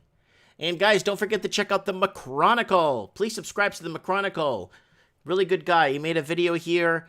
I stand by Mike Martins right here on his channel. And right here, I stand with Mike Martins. I really like him a lot. I've been watching this guy for like 3 years now. Really good guy. So subscribe to the McChronicle. Let me give you a link to the McChronicle channel. All right. So let's go back to some of the news here we're covering, guys, on Mike in the Night. Okay, quick shout outs. Vern, who's watching us from Las Cruces, New Mexico. Watching Mike in the Night in my garage while I'm doing woodwork. Okay, so watching, probably listening in the background. Thank you so much. And then we got... Lester has been watching us for a long time from Poland. Lester from Poland, from Warsaw, watching the show. Shout outs to him. And we got Dave Cumberland from South Africa. Early morning here, Mike. Watching Mike in the Night. Keep up the great work in South Africa, Johannesburg. All right, so what's going on, people? Okay, there's a ton of just tons of comments flying through the comment section here. Alan Harwick saying you're right about 1 out of 10 of the square kilometer each. Okay, they're talking about something here. We got Mighty Motive 82 saying hello, Mike Martin's followers, just joining now. I wish I could have caught the in-depth insight of the follower from Oregon. Caught the tail. Just backtrack the show, and it's going to be on replay. We got Sean calling into the show. Sean, what's up, buddy? Sean? Hello? Sean? Sean's got no audio. He's probably going to have to call me back. Sean's got no audio. I saw him yesterday. Saw him yesterday at the shop. The liar from the Shire says, "Why is Poland concerned? They have borders and they can afford their own country." What is going on with the coin shortage in the USA? Hopefully, we could get Sean Lieberman on the show to give us explain to us what's happening, because he was discussing this in the comments. Let me call him back.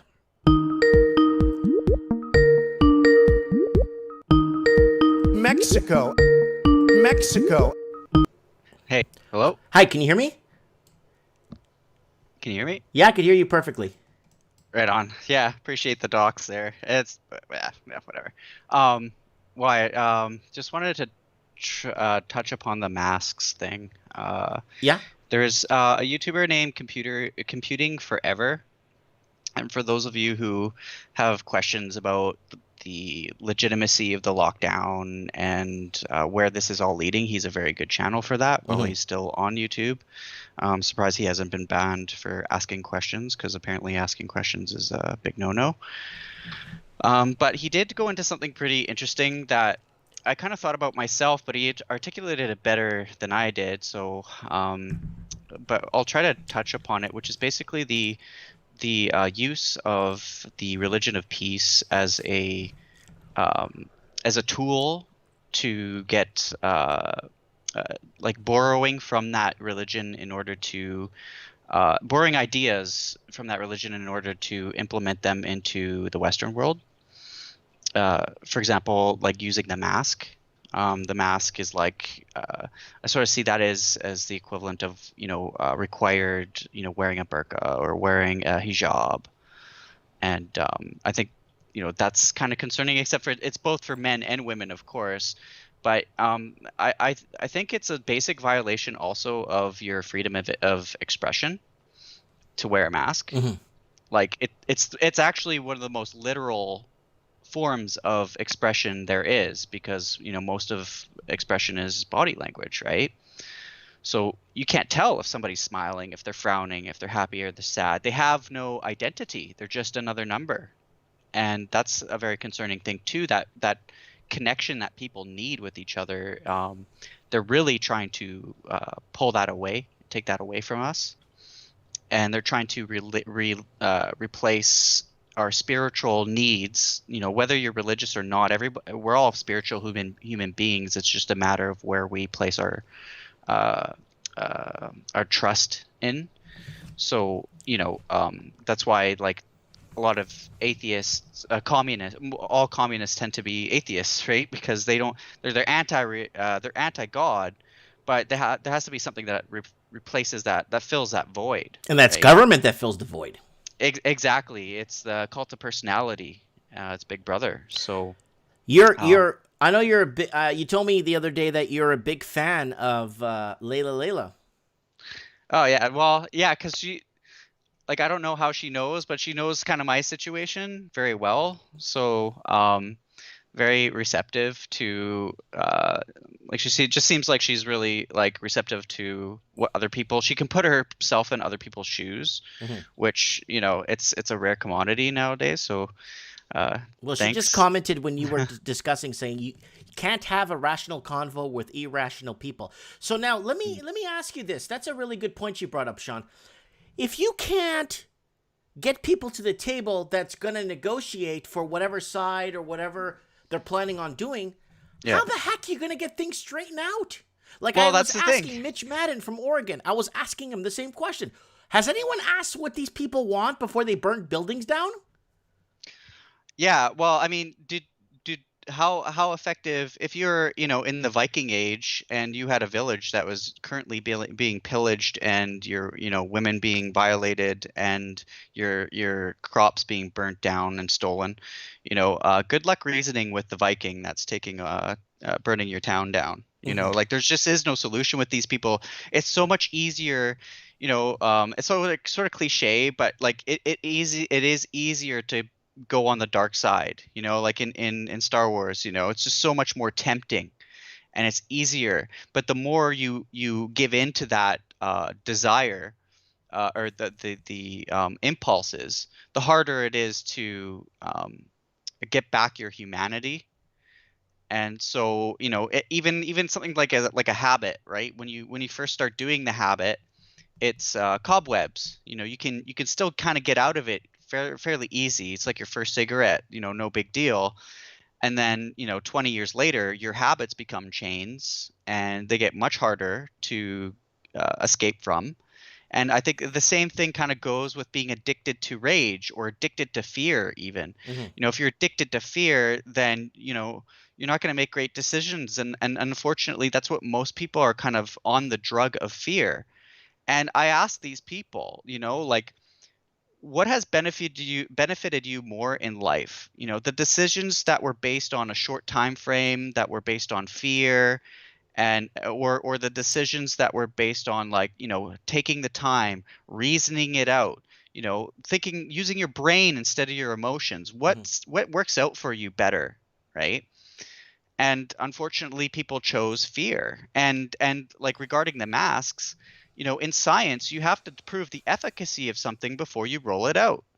And instead, we're going completely backward. We're not using the Socratic method, which is something that should be mandatory before you take any of the sciences. You should take philosophy, because it's the foundational principles that it's the foundation of science. You can't take away that foundation and have the same type of reasonable, logical, rational approach. You can't do that. And Socratic method basically is, nobody's telling me what I know, Mm-hmm. because I don't know it. If somebody tells me that I know, I have to find out for myself. And instead of that, people are just kind of going with what everybody else says. Oh, my friend works in a hospital, they say it's really bad. Or Yeah, I you know. know Yeah. And then yeah, and that, and that that that leads to, when did people just stop negotiating for themselves, or questioning things questioning just in for them? What general. Like, what what what happened to that? First, I don't know if you remember well, they're 5 years ago. indoctrinated at an early age not to, right? And they don't even know what that is at this point, because we're so far along with the newspeak. Mm-hmm. Newspeak has already been introduced through the education system. So like, for example, like, you could only be racist if you're a particular ethnicity. Mm-hmm. That is an example of newspeak, right? So that your options, your ability to articulate, is getting increasingly limited. The scope in which you can express yourself becomes, they simplify language to the point where, you're practically a caveman who can't express your emotions and articulate them. And in the future, they'll look back like in 1984, people who know Newspeak will look back and see you as a primitive being, like Shakespeare. Oh, he was so primitive. You know, he didn't understand the all greatness and all sophistication of this Newspeak. So you get written off as a dummy because throughout history, people have been known to be the mantra is, or the trope is, that, oh, people were way dumber back in the day.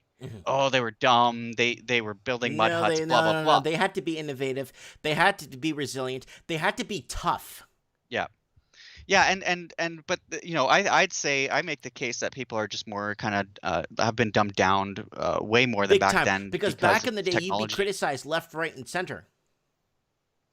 Yeah, and this groupthink was around back then, right? Hence why you had Socrates, right? It's just it was a word of mouth thing, I think, more so, and now it's just sort of whatever's projected to you on the computer screen. And the media has done a great job, or the control structure has done a great job at narrowing the scope of people's ability to learn different perspectives, different opinions.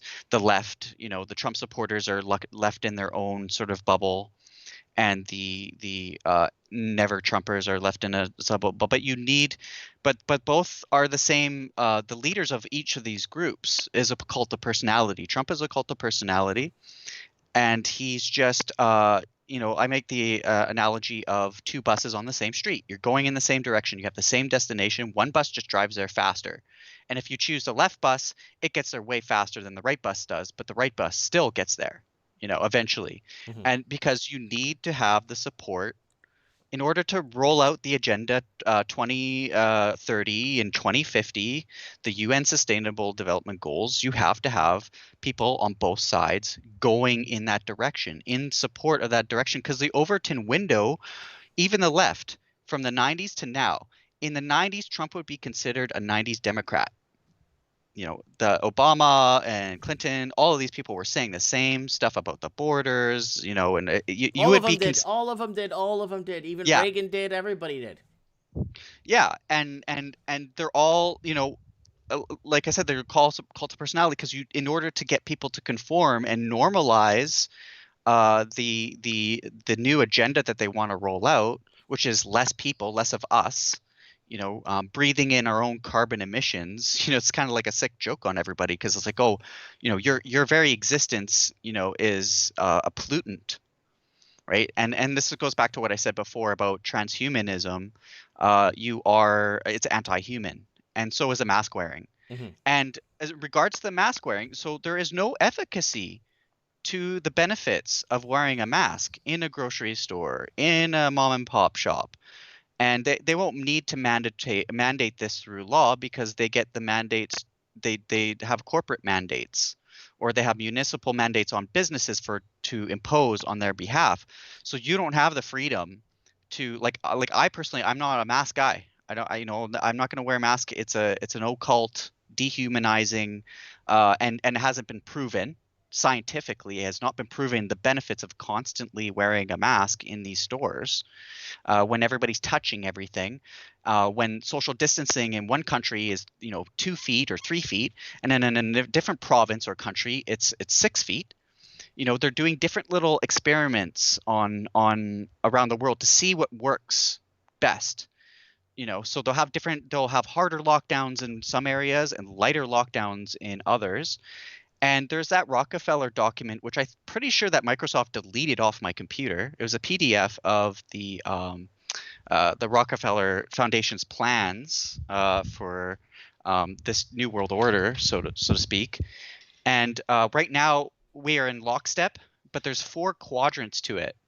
I don't remember the other 2, but the other one is hack attack. So you're gonna see a lot more coming up. You're gonna see a lot more attempts at hacks infrastructure, like the Twitter hack. Well, hold on. That's what's been happening in Iran. A lot of fires and just institutions catching on fire and blowing up and stuff. And it's them getting into the systems and crossing a few wires in the systems via computer, via hack. I don't know if you're old enough to remember the mouse hack, where you would get a file attached to a file, and your mouse will start sparking up in your hand and catching on fire because they took the drivers, or they sent a virus to your drivers to your mouse to kind of basically polarize itself and start a fire on your mouse, literally.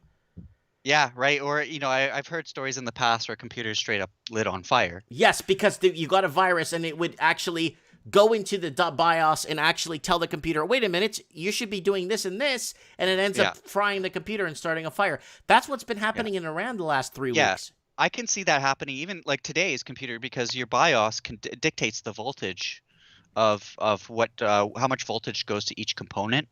So you could crank up the voltage so high that your computer can just fry. And you could even do this on accident by yourself, if you go into the BIOS. So it's definitely possible to do. But this hack attack scenario is orchestrated not by rogue hackers, not by your average not. Joe. It's by government agencies that have these rooms, these huge gymnasium-sized rooms filled with computers. Well, yeah, and I mean, including the states, like everything that you say on the phone, every action you take online, rest assured, it's it's all being documented for your own safety. But and this is a concern in the future too, where infiltration of businesses for the sake of corporate espionage, because it's going to turn into, you don't meet the guy in person or the lady in person anymore for an interview. You do it online, and you don't know that person you're talking to is the actual person doing the work, right? So what happens is they get the job, but what their real purpose is to infiltrate and mine your data and install and just have crawling software essentially on for the company that they work for, and they sell it off. And because the business model for YouTube and such, or a search engine in particular, is not profitable, and that's why the ads are okay. But here's the thing, with the ads, you can ad buy. You have YouTube channels that have been around for like a month with maybe 4,000 viewers, 4,000 subs, and all of a sudden a month later they have millions. And it's not because they did anything different. It's just because they're ad buying. And so you can't reliably pay somebody for the views on your channel and know that you're actually paying for people, like real people. They're just bots. Saying so people buy their subscribers, they buy their viewers, and they make a stink load of money off of it.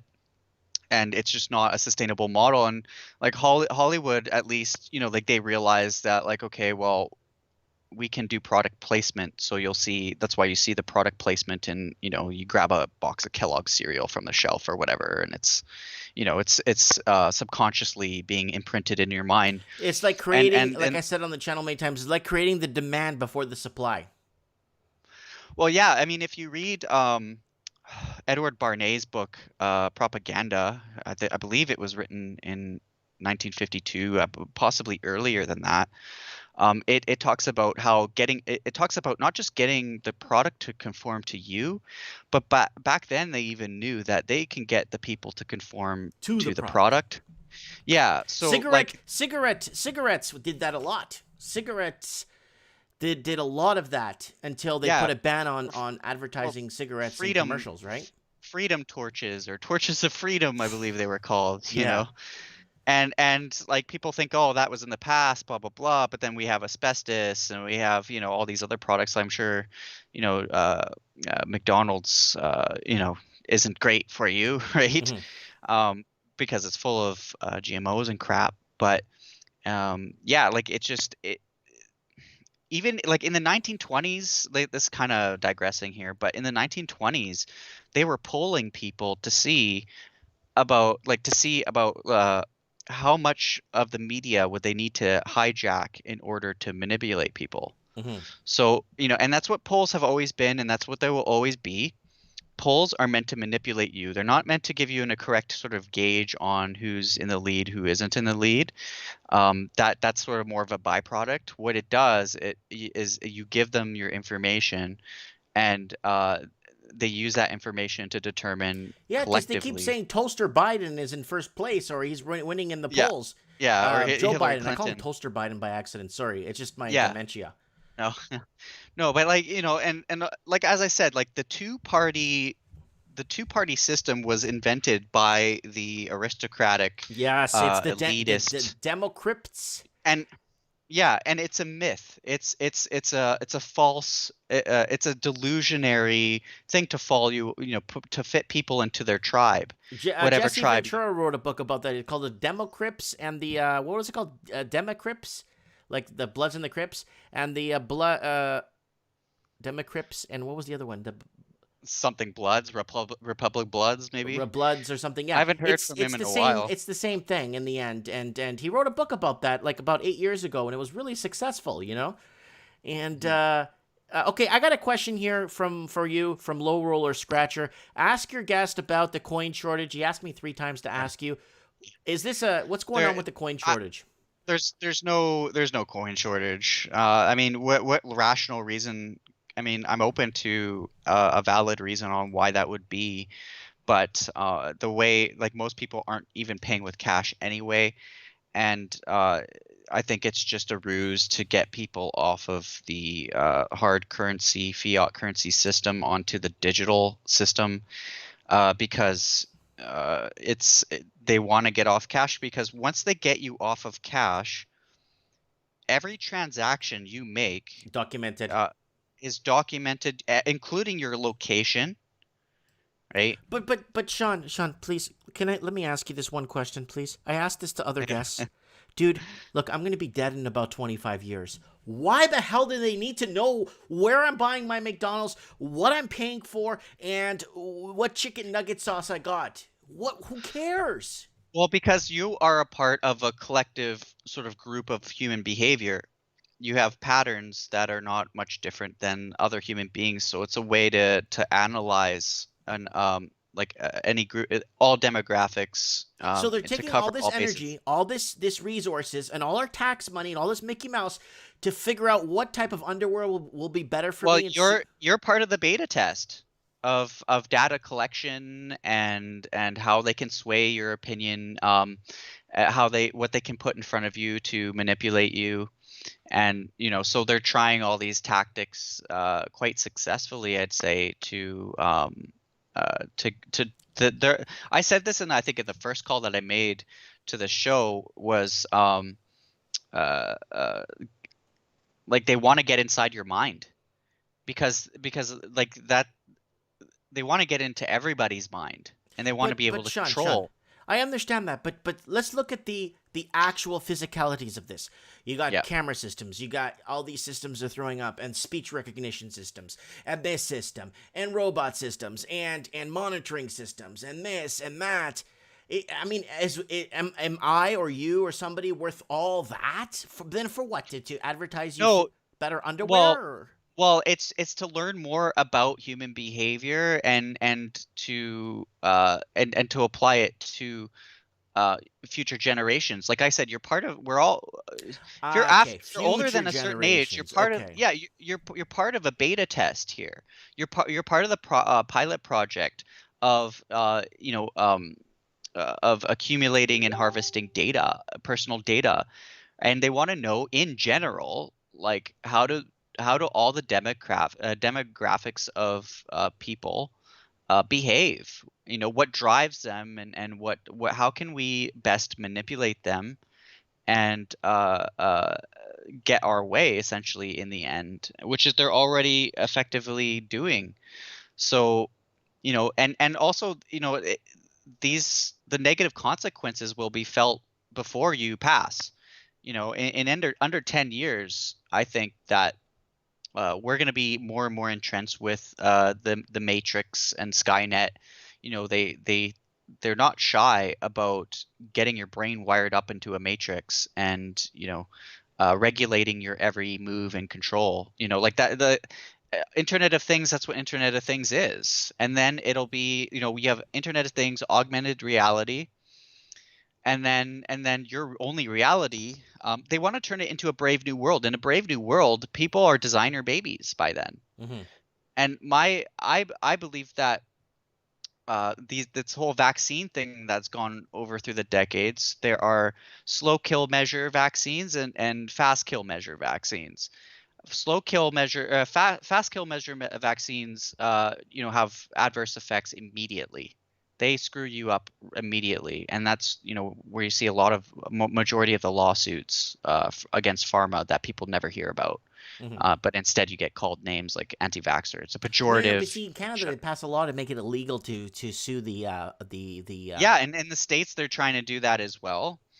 And if the science spoke for itself, then you should be able to criticize and challenge it. But since they don't actually have a scientific, like the masks, they don't have efficacy to prove that it's effective. They want to censor you and shut you up, and ruin your life and deperson you. Like this could potentially happen to, like, with the data now that they have on you, on me, you can get doxxed quite easily. Oh, I've already been doxxed. Yeah, I've been doxxed and many lucky times. you're a business owner with my because address, this and that, and I live in Yeah. a small town. It's not that hard to find a Mike. You found me in 2 seconds when you came looking for me.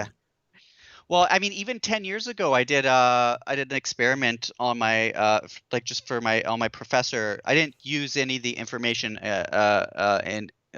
for nefarious purposes. I was just curious, and I was able. This is 10 years ago. I managed to figure out where he went to school, high school and college, where the last place he lived at, the value of the last place he lived at, his current address, the value of his current place that he lived at. I had relatives' phone numbers and contact information. I had all their emails. I'm not even a pro hacker here. I'm pretty normie when it comes to, hacking. And this was 10 years ago. I can only imagine the sophistication of the data that they're able to collect in 2020, especially when everybody's voluntarily given up their freedom. See, the problem is we have all this technology, but we don't have the wisdom to understand how it impacts us and what it does. And if you see your kid on the iPad, you don't know what that iPad is getting your kid to think and to behave. And people don't understand the technology of their kids. The kids understand it better than they do. When I was younger, I was able to lock my stepdad, who was a programmer, out of Windows. Just because I learned, if I put it in safe mode, the administrator account comes up and there's no password on that. So I would do that, and I would lock him out of his own account. He had to ask me to change that back. So there are definite dangers. I won't go on to the We charity thing, but too much. But that was your leader, a great leader of Canada. Yeah. JT. I don't even JT. Yeah. So, they have their events for kids. They have their events for kids, and they're getting these kids to, praise Karl Marx, and all this stuff, right? And so the direction that we're going in, they're propagating the children, and they did this in the 60s too. Yes, they They did. did this with the peace, love, the summer of love, ended with heavy drug use and people dependent on harder drugs, and that pretty much helped kill the hippie movement, along with the fact that you had the helter skelter thing going on too. So the whole hippie thing was given a bad rap. But I believe that was a manufactured sort of revolution as well, to destroy the family unit, because in the 50s you had black families. There were 86% two-parent households. Now it's flipped completely, and the 60s did a lot of damage in that regard to all demographics in the United States. That was for demographics, and in the 70s it was financial damage that now we're yeah, paying because the in the recourse. 60s Rockefeller met up. Yeah, well, Gloria Steinem wanted her book published, and Rockefeller was like, "Yeah, I'll publish your book," because Rockefeller benefited from implementing tax on everybody, right? So instead of just the men who come home from work and they have a housewife and the housewife doesn't get taxed, but the guy only gets taxed, that's not enough for these people because there's a It's double scary. You know benefit. what, Sean. It's scary, and you know what scares me is like they're taking this money, they're building this wealth, they're building this power, they're building this control. Are they building like a super like Death Star or something, or a planet for everyone to move off world? Like, what do they need so Well, much financing for and so no, much they want power and wealth? they want us. It's them or us. They want us off the planet, or they want to leave the planet. Because we are farm animals. They are disgusted by us. I've said this pretty much every call that like we are subhuman. They don't have the same. They hate humanity, and a lot of them actually even hate themselves. And you see all these movie stars. They get on and they try to pitch you some moral preaching, and they have this vacant look in their eyes, like they have no soul. Why? Because they don't have a soul. They sold their soul, and they want to. They're engineering society to have no price on life. Life has no sanctity. Life has no value, and they want to do the designer. Like if you read A Brave New World, it spells out a lot of this stuff for people. Designer incubator babies, where the state runs your kids. They're genetically engineered to do whatever the elites want them. They write off any part of genetics that would be considered to be unnecessary or defiant to authority. So your in other words, your individuality. They want to get rid of your individuality. They want to turn people Well, into a that's collective. eliminating the soul then. Yeah, and like the Bible goes into it as well and stuff. But even if you're not a religious person, you gotta kind of have to ask yourself a lot of these basic questions about what's going on. Why are these corporations being so-called bailed out when they never had to shut down in the first place? And your mom and pops, small businesses are more defiant. They're more flexible.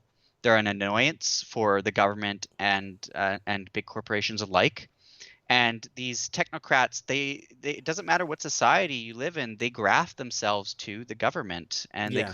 we already live in a state of fascism where Google gets to dictate like if you're not breaking the law in Canada or the US, but you're breaking the law in China, well, Google says, well, it doesn't fit our guidelines, right? Google Yeah. gets to dictate. It's like So- Facebook dictating basically that I'm not a public figure because they don't see me as a public figure on Facebook, Yeah. even though I have 116,000 people that like me on Facebook on my fan Yeah, page. well, you see, the facts don't matter though. The facts don't matter. These kids are indoctrinated to believe that. That's why you have this disconnect. This is why people are saying that science is racist. And logically, of course, that's ridiculous.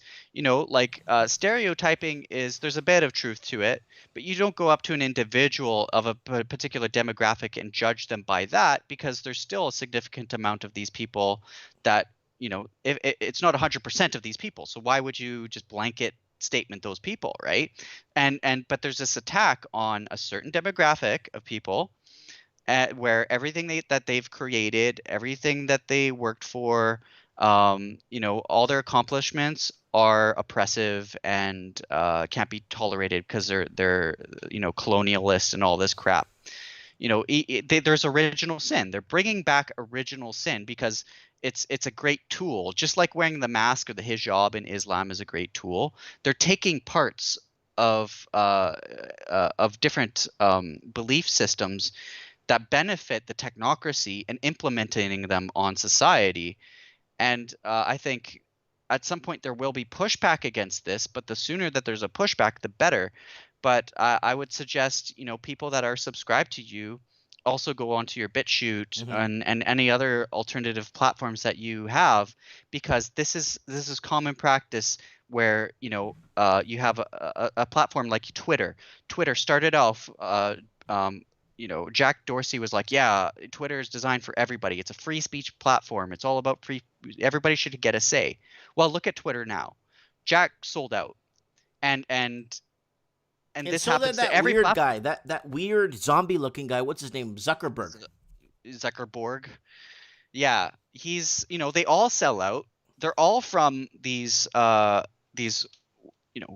rich bloodlines, and they have this backstory that they make up to make themselves look like good people and generous when they're really just donating to their own philanthropic charities. So they're giving themselves money while making it look money for their agenda, while making it look like they're really nice people, that they're saving all the people in Africa and such. When we all know where that money does go. It goes to trafficking. It goes to further oppression. Bottom line is, it doesn't go to the people that need it the most at all. So it's just a way of sucking grandma out of her, out of her pension plan or whatever. So inevitably platforms, they turn to censorship, and then censorship doesn't work. Censorship always ends badly, whether it's online or book burning. We used to, I remember in high school, people were like, "Oh, burning books, that's terrible," and well, yet it's digital book burning now, and we're going through that. bit burning, and it's but people are cheering it on. Why? Because, well, when somebody on the right gets censored, the left cheers and condones it, and when you have a rhino, a Republican, that sees a leftist get censored and banned, they cheer it on too, but they don't realize that, it's the whole, I don't agree with what you say, but I defend to the death your right to say it. They don't understand that. And, we're going right back into the 1950s, except with a totalitarian, like a technocratic Marxist communist society. That's where we're headed. And we're already in the state of fascism right now. Trudeau doesn't dictate anything. He's a puppet. Trump doesn't dictate anything. He's also a puppet. All of these politicians have offshore accounts controlled by who? Probably the IMF, World Bank, all those guys, or Bank of International Settlements, or and like, they all have to play ball, and they pretend to be like on one side or another, like they're on your side, like tribes. But just like in World War I and II, and any other war that preceded it, the people on the bottom on either side had more in common than their leaders. Their leaders had more in common with each other in opposition than they did with their own bottom, pawn troops. All right. So, yeah. All right, Sean, I'm going to cut you off. 35 minutes. But I appreciate you coming on and giving us our fill, and giving us an update, and giving us a good, strong perspectives. And it's really good to have you on. And it's good to see you, too. Yeah, you too. Yeah. But I just want to stress... Did I dox you at the beginning by accident, or?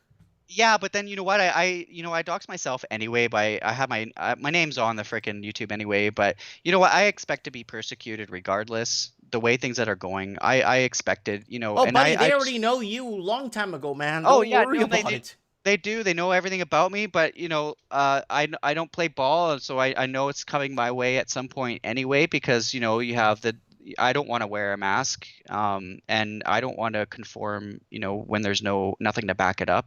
I think for myself. Thinking for yourself is going to be increasingly more dangerous in the next few years.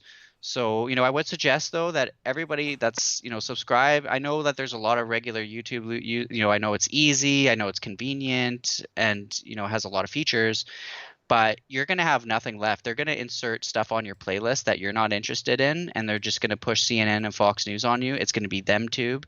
So, I recommend going on to content creators' alternate platforms, and also maybe even supporting them, right?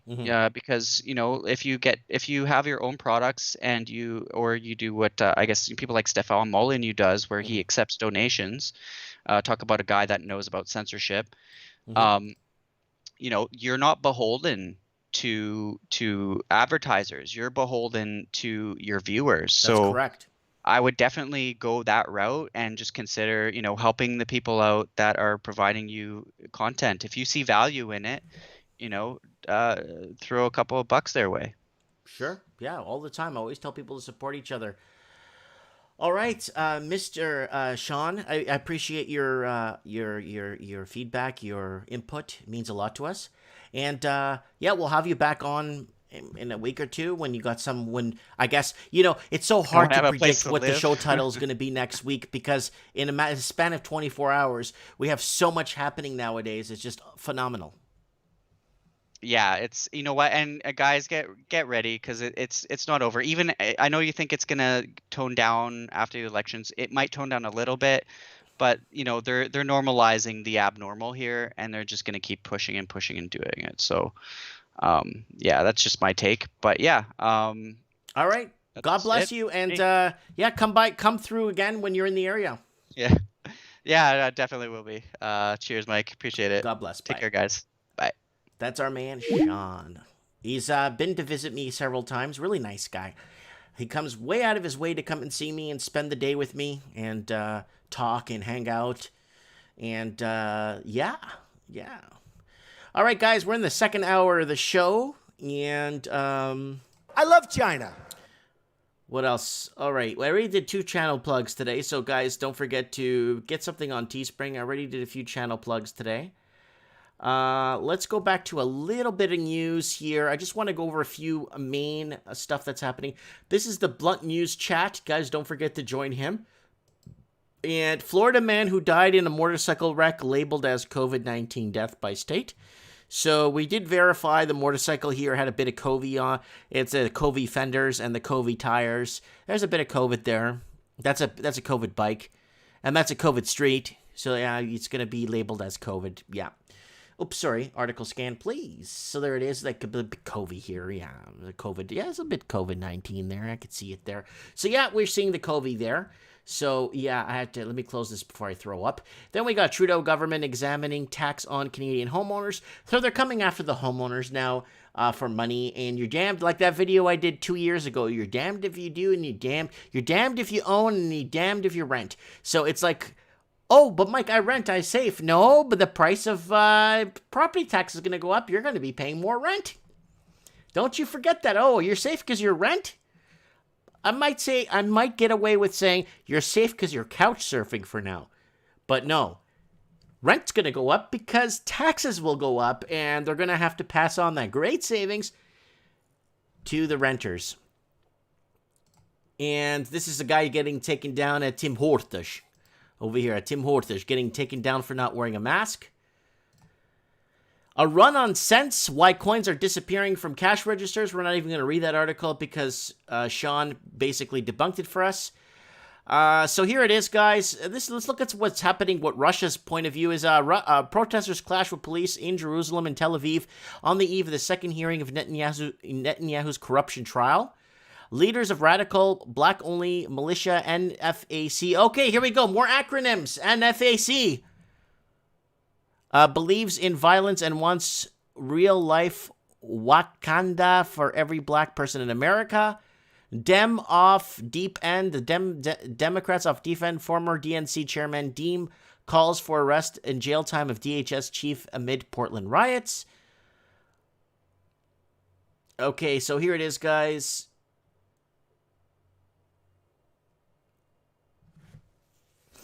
Jesus Matters. CNN latest massive White House scoop. Portraits of Bill Clinton and George W. Bush moved to a less prominent room. Activists call for Harvard University's Board of Overseas to be renamed due to racist connotations in the latest weakness crusade. Oh, God. Press TV. Let's see what Iran's telling the world. 2 explosions hit Damascus ahead of parliamentary votes. EU vows full work to preserve Iran nuclear deal. U.S. must stop foolish bluffs to concede defeat against Iran. China, Russia, Iran unite on confronting U.S. unilateralism. Unilateralism. I'm sorry, guys. It's getting late. You try talking for 3 hours. Unilateralism. I could say that in like other languages, but I don't know why I can't say it in English. Unilateralism. All right. Annexation of a nation. I don't know what that is for. Iran successfully retakes oil tanker hit by U.S. sanctions. And that's what the point of view of Iran and Fox News. City violence surges. Liberal mayors engage in social media feuds with Trump officials. Doc hails the state's COVID response. They did it correctly. 3 friends massacred on fishing trip. Sheriff says manhunt underway. St. Louis gun owner praises wife for her role in defending her home. Trump pays tribute to Lewis despite late Dems snubs criticism. So there's all kinds happening, guys, all over the world. So that's Russia's point of view there. It is Mike in the Night. People of the night. Welcome to Mike in the Night.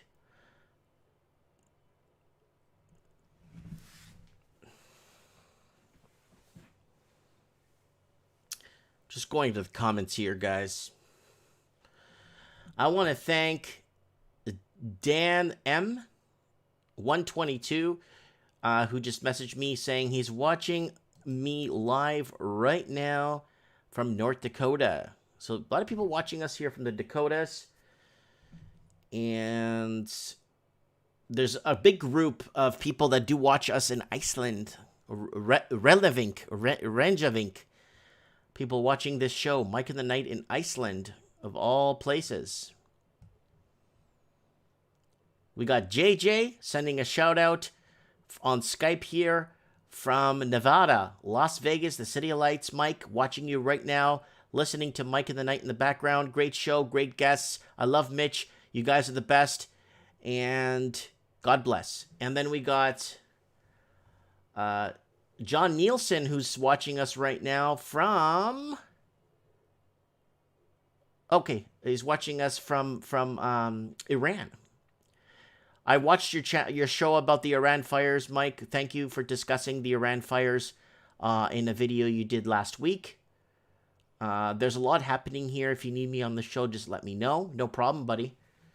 Oh, and he used to live in Canada too, and he moved to Iran. I have quite a few friends that moved back to Iran from Canada, that lived in Canada. I don't know, maybe some of them were even born in Canada, but they're from Iranian descendants. They just moved back to Iran.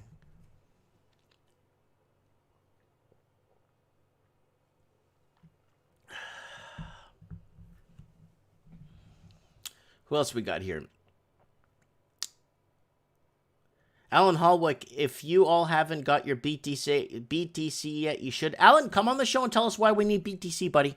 Alan Hallwick, come on the show and tell us why we need to get BTC, Bitcoin. Tell us.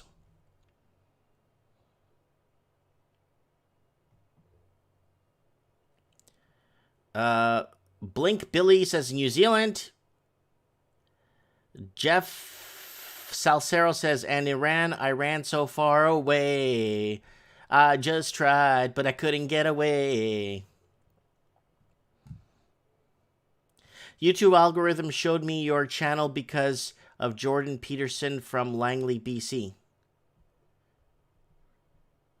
Huh, interesting. YouTube algorithm by Slythar. Slythar, welcome to the channel, Slythar. Mighty Motive 1982. Layla, where are you from? She's from Syria. So we got, who else we got here? The Syrian Empire, the mighty Syrian Empire. It's a civilization of people that have existed like pre-biblical times. The Syrians were very feared. The Syrian Empire was very feared. They were at war, back and forth scrimmages with the Egyptians and the Ephesians and the all kinds, all biblical empires, right? You didn't have the Portuguese during the biblical empires. You didn't have the Americans, right? These are old historical empires.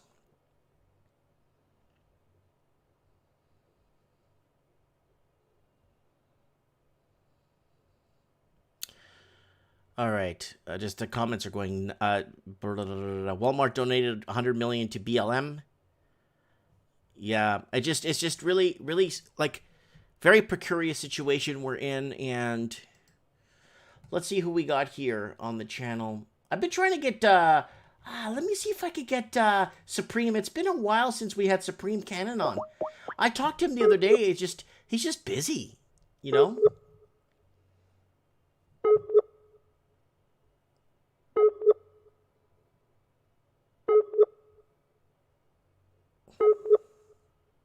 Yeah, his Skype is not even on.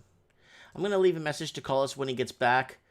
I talked to him a few days. I messaged him a few days ago. We talked back and forth, but he's been very busy. He's back on his feet and he's back full blast. Liam. Let's see if he picks up. He's got an update on the flooding in China, and he's in Southeast Asia. And his Skype is off too, but it shows it's on.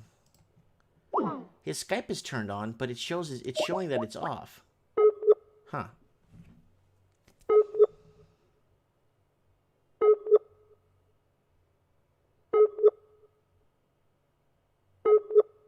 Jeff Salsera says, talk about the recent rise in gold. Where's Anthony Ruvalacaba? Is he in the chat?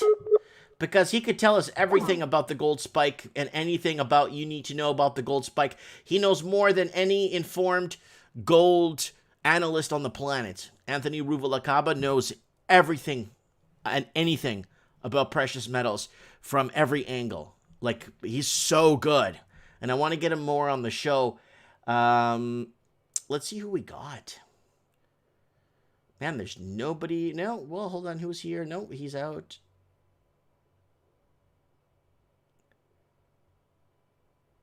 Let's see who we got here.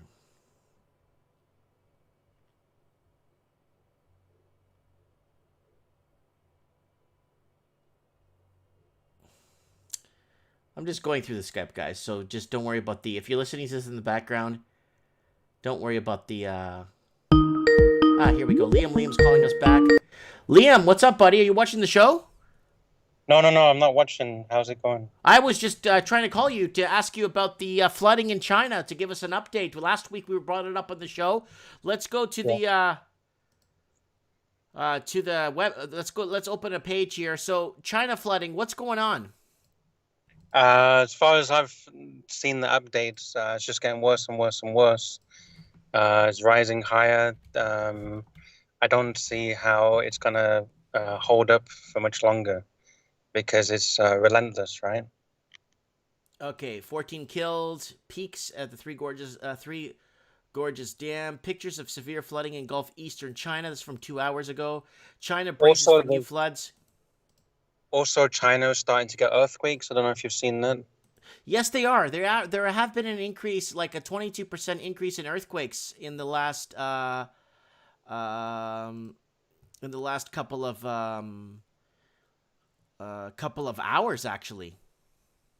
From the research that I've done, I'm not an expert on dams, but from the research that I've done, the pressure of the water is not good for the tectonic plates. And a lot of these dams are actually built on top of fault lines. And I don't know if it's because of the river just naturally goes along the fault lines or not, but seems that these dams are actually built pretty much on the fault line. And that's why you probably get an increase of earthquakes, because the water seeps down deep below the earth and then lubricates the fault lines. That's dangerous, because that actually increases or it promotes more movement.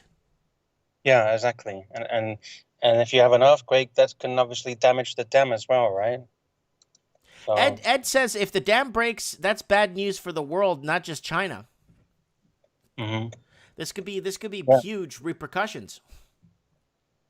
Yeah, it could be crazy. I also think of the financial situation if the dam breaks, right?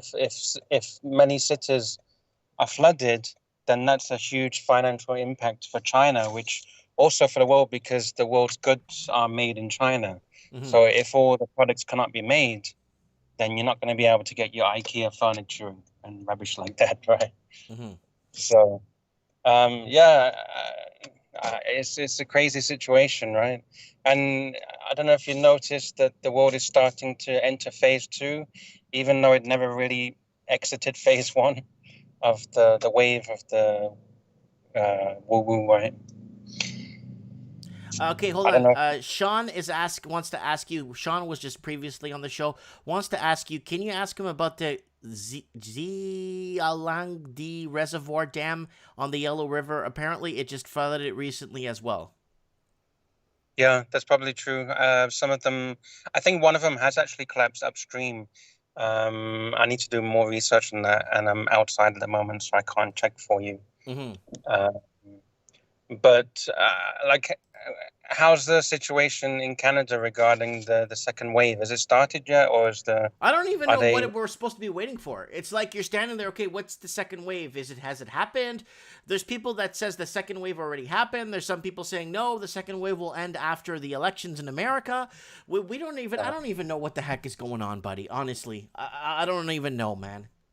And they can't produce any, like, okay, who died of this? Like, they're not telling, just like that article I was reading at the beginning of the show, that a Florida man that died in a motorcycle accident was labeled as died of COVID-19 by the state. Mm-hmm.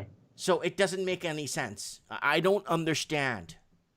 Well, the big thing I'm watching for at the moment regarding the future, remember a couple of months ago I spoke about asteroids? Yes, I was actually thinking about that earlier today. Yes, you did. Yes. Well, the one that is coming closest to Earth within the satellite boundary and Earth is happening on the 1st of September. So we haven't got long until that unfolds. Is it going to be close enough to hit us? Or, I mean, satellite distance, I mean, we could see it from Earth. Again, I'm not an astronomist. I'm not an expert in these things. I'm just looking at the NASA data. You can search NASA close Earth approaches, and you'll look at the one that's 1st of September. Mm-hmm. They will give you a 3D map, and you can see the trajectory, and it goes between Earth and the Moon in the satellite band. All right, let me look this up here.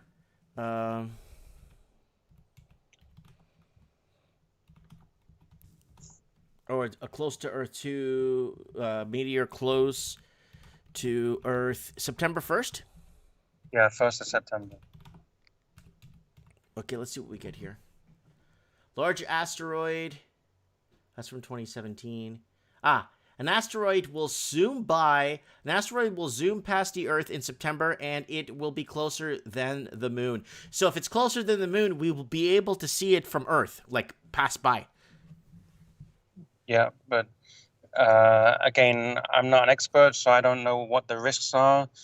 If it could hit Earth, or even worse, if it knocks out a load of satellites, right?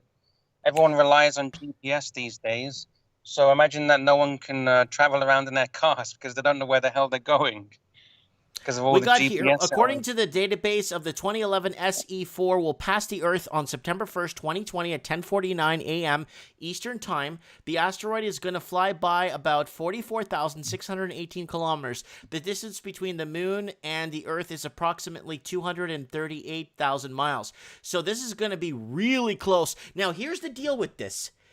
Liam, and you know this as well as I do, it just takes a little touch or a little breath or a little nudge of that asteroid for it to change its trajectory.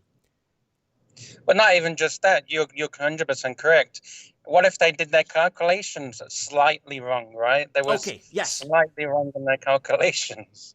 Yeah, their calculations could be off, but whoever heard of human error? We're perfect. We never make mistakes. So, yes. And also, how do you know they're telling us the truth, right? They could be like, oh, yeah, it's dangerous, but, you know, would like we said before, would they tell you if an asteroid was heading to Earth? They wouldn't. I don't think they would tell you, right?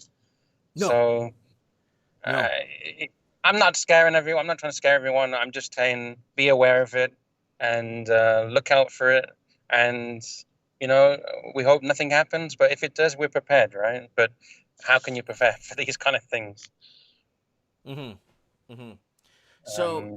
So I got CNN News here on the background playing like it's on the side here, and here's the headline. Another cases in COVID in the last 24 hours.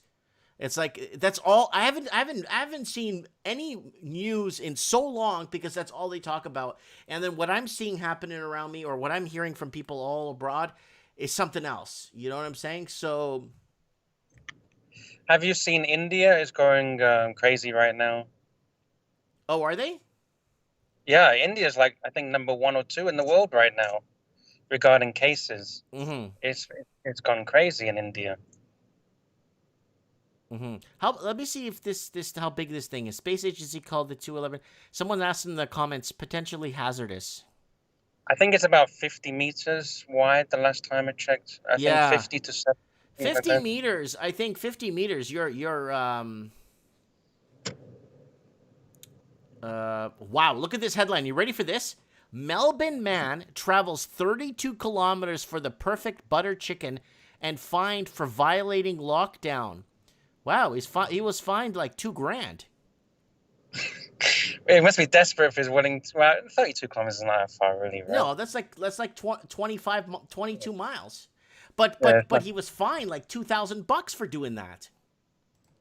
Yeah, they need the headlines, right? They need to find somebody to make an example out of them to scare the masses, Mm-hmm. right? Like I think about how many get away with it, right? How many just do it and get away with it? They can't control everyone, right? This is so much like Lord Humongous just said in the comments, Mickey Mouse. Like, what do we believe in anymore? I mean, are we like, dude? I don't even know what to tell you. So, okay, Liam, you've been. My camera, I can show you what's happening on the ground in Thailand if you want. Okay, turn on your camera. All right, 1 second. So we're gonna turn on Liam's camera, and hopefully he turns on his camera here, and we could see. Here he is. There he is. Okay, all right, he's turning his camera around. So, where are you? Like, are you in Bangkok? Where are you? That's not Bangkok. I'm south of Bangkok, about 3 hours south. Oh, so you're south of Pattaya. No, on the other side. On the other side. Oh, okay. Yeah, there's we could see the bad driving there. Holy crap! There's some really. When I was in Thailand, I couldn't believe how bad the driving was. If you look at the statistics, it's pretty much on par with like Afghanistan. It's pretty crazy. I can't believe how some people just pull out into traffic and then you're gonna have to swerve out of the way. Yeah. It's like you think right now I'm driving insane, but you have to drive defensively. Otherwise, they'll just push you off the end of the road. Mm-hmm. You're driving on the wrong side of the road too. No, well, it's on the left side, which is I'm from the UK, so it's normal for me. I know. Are you having fun there in Thailand at least? Yeah, everything's normal, right? You can see there's a ton of traffic. Everything is completely normal. The restaurants are open. The bars are open. The shopping malls are all open. Everything is open. Okay. Yeah, it looks like. And actually, to give you a slight update regarding tourism and things like that. Go ahead, please. I went down south to the islands. I don't know if you've ever heard of Krabi. I've heard of them. I've researched them. Yes. Krabi, I was the only person on the whole island. I had a whole like deserted island to myself. Really? It was amazing. And the waters were crystal clean because there's no tourists, there's no boats, because the country's in lockdown, right? I mean, you can't come in on an airplane. So if you're here, you're here. You can't just get on an airplane and come. Mm-hmm. 6 months previously, those islands were rammed with Chinese, Indians, Europeans. Mm-hmm. There's a city like boulevard, like a big stretch road of like 3 miles, mm-hmm. and 90 to 95% of all the shops, restaurants, mini marts, bars were closed, shut down, and got out. Wow. It was derelict. I can send you a video of it if you wish. Yeah, please. So it looks like it's nice and sunny there. What is it, like 30 centigrade there? Degrees Celsius, it's about 33 degrees 33, Celsius. Yeah, it's pretty hot there. Yeah. Well, that's good. You're out and about. I mean, I guess you got stuck in a good place or a decent place with good weather, at least, for this COVID thing, right? Are you planning on leaving Southeast Asia anytime soon to go back to the UK, or are you just going to settle there? Who would want to go back to the UK in this situation, right? That's true. Like, even with the BLM situation, right? It's absolutely chaos. Like, look what I have. I have the sun. I have the beach. I have freedom. I think I got more freedom here than I do in the West. Mm-hmm. If I wanted to go over the speed limit right now, I could. Nobody's going to stop me. No one's going to care. If I don't want to wear my seatbelt, no one's going to care about I'm not wearing a seatbelt. If I die because of my own stupidity, then that's my problem. Mm-hmm. But obviously, it's a two-phase situation. If I hurt someone else, then it's obviously not good, and you have to pay for it, right? Mm-hmm. So, like, you see that guy with no indicators, the truck, the Chevy, he had no indicators and he just swerved out into the middle lane. Yeah. Yeah, no, it happens. When I was in Thailand, man, somebody asked me, "Oh, why don't you rent a car?" I'm like, "Nah, I'm not gonna rent a car in Thailand. I'm sorry." Yeah, it's not worth the risk. It really is. Here's something to show you. You see the billboards, the advertising, the big, huge billboards? Yeah, what are they saying? No, there's no advertisements. Oh. Every billboard is empty. No advertisements. They're empty. I see that, yeah. Before, they would be full with advertisements. This shows you the situation, right? If they're not advertising, then, it shows you the truth of what's really happening. I should get a billboard out there for like a couple of bucks to put the Mike Martin's channel on YouTube. There you go. I can arrange that for you. Mike Martin's channel and pay a couple of, I guess everything's kind of very fair in Thailand when it comes to pricing. You got to watch out for the tuk-tuks. They take too much money, the tuk-tuks. Yeah. You don't want to use tuk-tuks, really. I never use those kind of things. No. Yeah, but do you miss Southeast Asia? Because your wife is from Philippines, right? Yep. No, we would have gone to the Philippines if it wasn't for this COVID crap, but we're gonna go in January if there's no second. Like, I don't even know what they're gonna tell us. Like, if they announce a second, never mind if there is a second wave or not a second wave. I couldn't care less. It's if they announce or they tell us that we're in a second wave, and it's like, okay, are we or are we not? Mm-hmm. And that's the problem. And I hope everything clears up so I could at least go travel to my wife's homeland and spend some time in the Philippines, But will you take the vaccine if it's mandatory to travel? That's the big question, right? Yeah, well, I don't think they're going to... Well, we'll see what happens. I'll make a video about it for sure, right? Mm-hmm. Yeah. I'll definitely make a video about it, if they force us into something that we shouldn't be, if they're going to obligate, if they're going to push us into, it will be hazardous, right? It could be hazardous, Oh. There you go. Fresh durian sold on the side of the road. Have you ever tried durian? I used to, what I used to get fresh on the side of the road? That tangerine that they have there, it looks like a tangerine juice. Yeah. The squeeze the little tangerines, right? Yeah, those are really good. And then another one I used to like was the what do you call that red stuff? Here's the checkpoint. Here's the COVID checkpoint. There you go. Zero activity in the COVID checkpoint. Oh, there was a COVID checkpoint there? Yeah, that was a COVID checkpoint. Because there's 0 cases in Thailand for about 60 days now, I think it is. Mm-hmm. So nothing, it's all quiet here. There's literally 0 cases internally in Thailand. That's kind of weird how the area of origin, like you're in the area, not the exact area, but you're in the same continent of origin. Put it this way, when it was going crazy and you saw those videos of the Chinese collapsing in the streets, right? Mm-hmm. They were all running to Thailand at the same time. And we had a lot of Chinese people from that city that we don't want to mention because of ads. They were all here. They were all here enjoying their holidays. Mm-hmm. And I can't go into too much detail because I'm here. But it's a bit strange, right? That Thailand has been able to get 0 cases for about 50, 60 days. And even before that, there was only, I think, total there's only about 3,000 cases,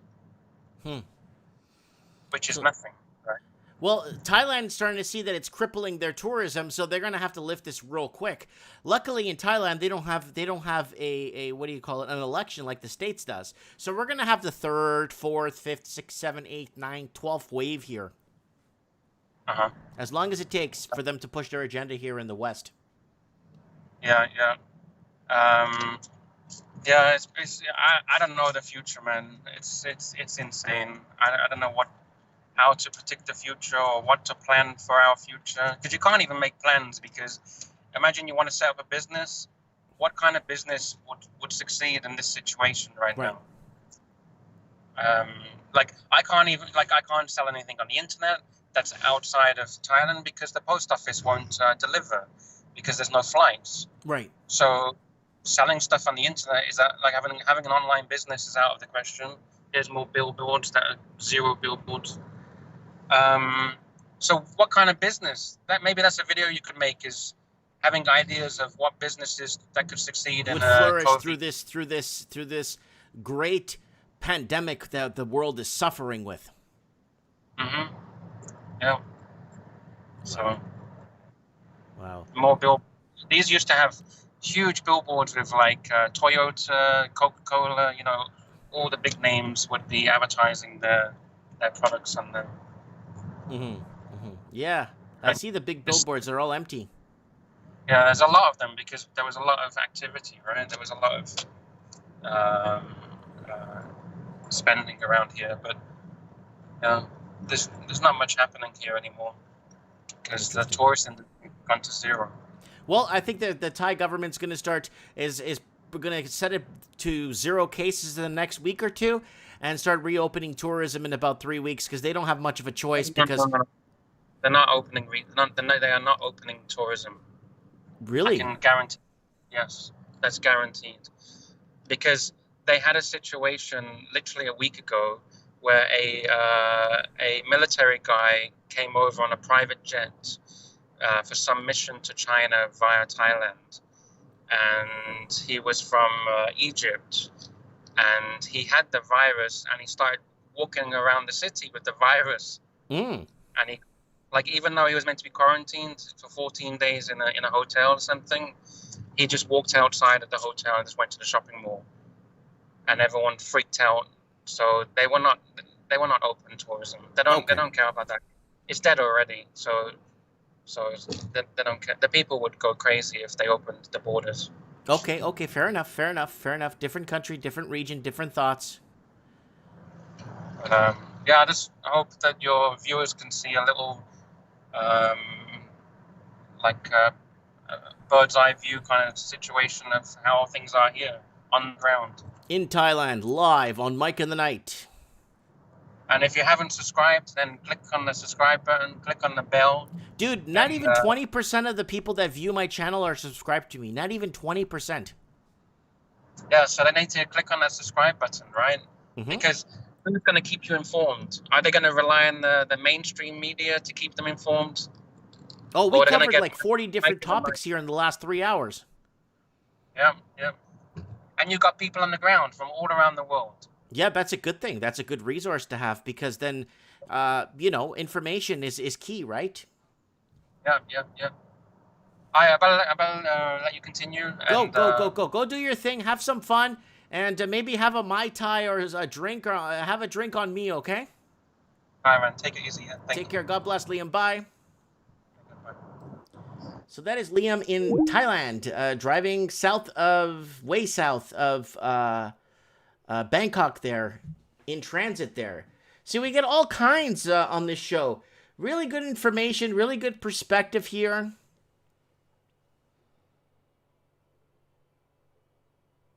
So, who else is here? Blunt, Colin Raven, Colin Lord. Something is saying, the great seeing live video in Thailand. This is great. And then we got Stignim says, I'm subbed. VMen293 says, can you do a landscape camera view? Next time we'll do that. Blink Billy is saying subscribe. Why not investigate who left the pallets of bricks? Some traffic cam got the plate. I don't know. The Raven's talking about something. Maybe we get the Raven to close off the show tonight. Where is he? I don't know if he's still driving. He said he was driving. I don't know where he was driving. Let me see if I can get the Raven here on the show. There he is here. Yeah, I'm getting somewhat claustrophobic in a way where I just can't jump on a plane and go where I want. And that's kind of bugging me, you know? That I can't go to Atlanta tomorrow if I want, or I can't go to Sault Ste. Marie. Hello? Hi. Raven, what's up, buddy? I've been Not seeing much. you in the comments since the beginning of the show. Yeah, I was on and off. I drove to McDonald's. I gave the girl cash to pay for my food. She looked at me like I was going to infect her with COVID. She looked disgusted. She just looked at me. She looked at me. She looked at the money. She looked at me. You could see the disgust in her eyes. I don't even want to leave the house anymore, man. I don't. I really don't. It's very depressing. Home Depot. I ran into a Karen today. I'm talking to the guy in the hardware aisle, right? This old guy. I start talking to him, and we start talking about banking and stuff like that. And this Karen walks up with her mask on and goes, "Excuse me, but I actually have a question." And I look at her and I go, "How do you know I wasn't asking him a question?" And she just looks and goes, "I need these bolts." She just, I can't take it anymore, Mike. Can't. Yeah, it's hard. I find it very hard, very, very difficult. Get in arguments all the time, get angry all the time. Well, that's why Layla went to Syria.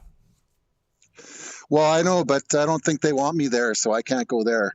Okay, hold on a sec. We talked about this on a couple of shows. Why don't we just start our own country, carve out a piece of land, and that's it, and just say, here we go.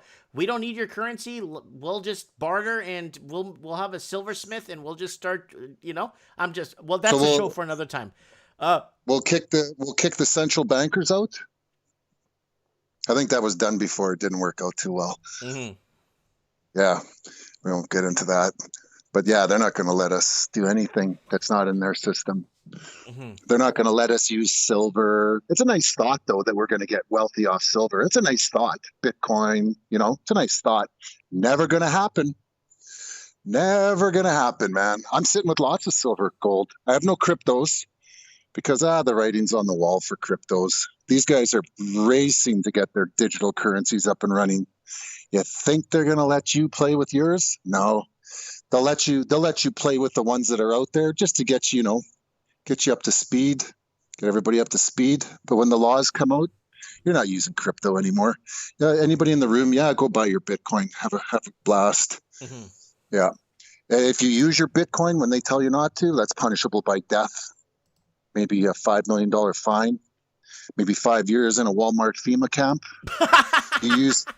You use silver to barter outside. If you get caught on a 5G camera and you're bartering with silver, or we pick up your cell phone and we look at your social media, we track you, we find out you do a transaction with silver, you gave somebody a silver coin for 2 chickens underneath the radar, that's a year in a FEMA camp. And we're also going to cut your left hand off. Mm-hmm. Go for it. Go do it. They're not going to let you play with anything that's outside their system. What they did to us in the last 5 months was tickle our chin to what's coming.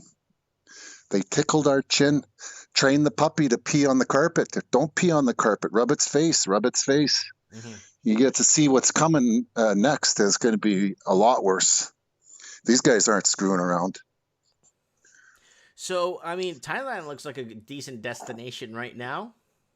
It's too far, too long on a plane. I'm just saying, because it does look like it's nice and sunny there. It looks like it's hot all year, Well, you can go to Mexico right now, but you got to quarantine when you come home for 2 weeks. Okay, so they're opening flights now to Mexico? Yeah, you can fly to Mexico. There's, I can't remember how many. I think there was 94 destinations that Air Canada was flying to, or I think it was Air Canada. I read that a while ago. But you can go to Mexico. You can go to the Mayan. Okay. But you got to I quarantine. got Low Roller Scratcher. He's been asking this all night. Can you I shortage? don't. Yeah, I don't read the comments when I'm talking to you. I don't know what's going on. Okay, so he's asked this several times, like to other people on the show. What is the deal with the coin shortage in America? You know what? They're actually running out of coins. Buddy says he was at McDonald's or somewhere and he couldn't get change Leave back. them. No. They said they're short of coins. They're probably just out of metal. They're out of the metal to make the coins. And it's all during this really horrible pandemic. I can't believe how lucky we are that we didn't get the COVID. Wow. Yeah. Oh, I see what you're saying. They can't get the metal to make it. But they don't make nickels out of real nickel anymore. Mike, I'm being facetious here. Oh, okay. No, it's bull. It's bull. It's what Sean said. They're getting rid of cash. They're getting rid of cash, man.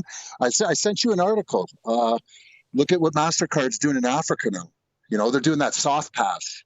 Mm-hmm. They're going to take a picture of your face, your fingerprints. They're going to compile it into data, and then it's going to be your identification. We're in the embryo stage, man. It's coming. All those conspiracy theories, well, they're coming true now. Mm-hmm. Coming true. Well, that's why I'm in this underground bunker right now. You can see the fluorescent bulbs above me here and the computers scanning data here in the background here. Yeah. I wish I had a bunker. Somewhere far. Okay. I don't know. Things are just they're just tail spinning out of.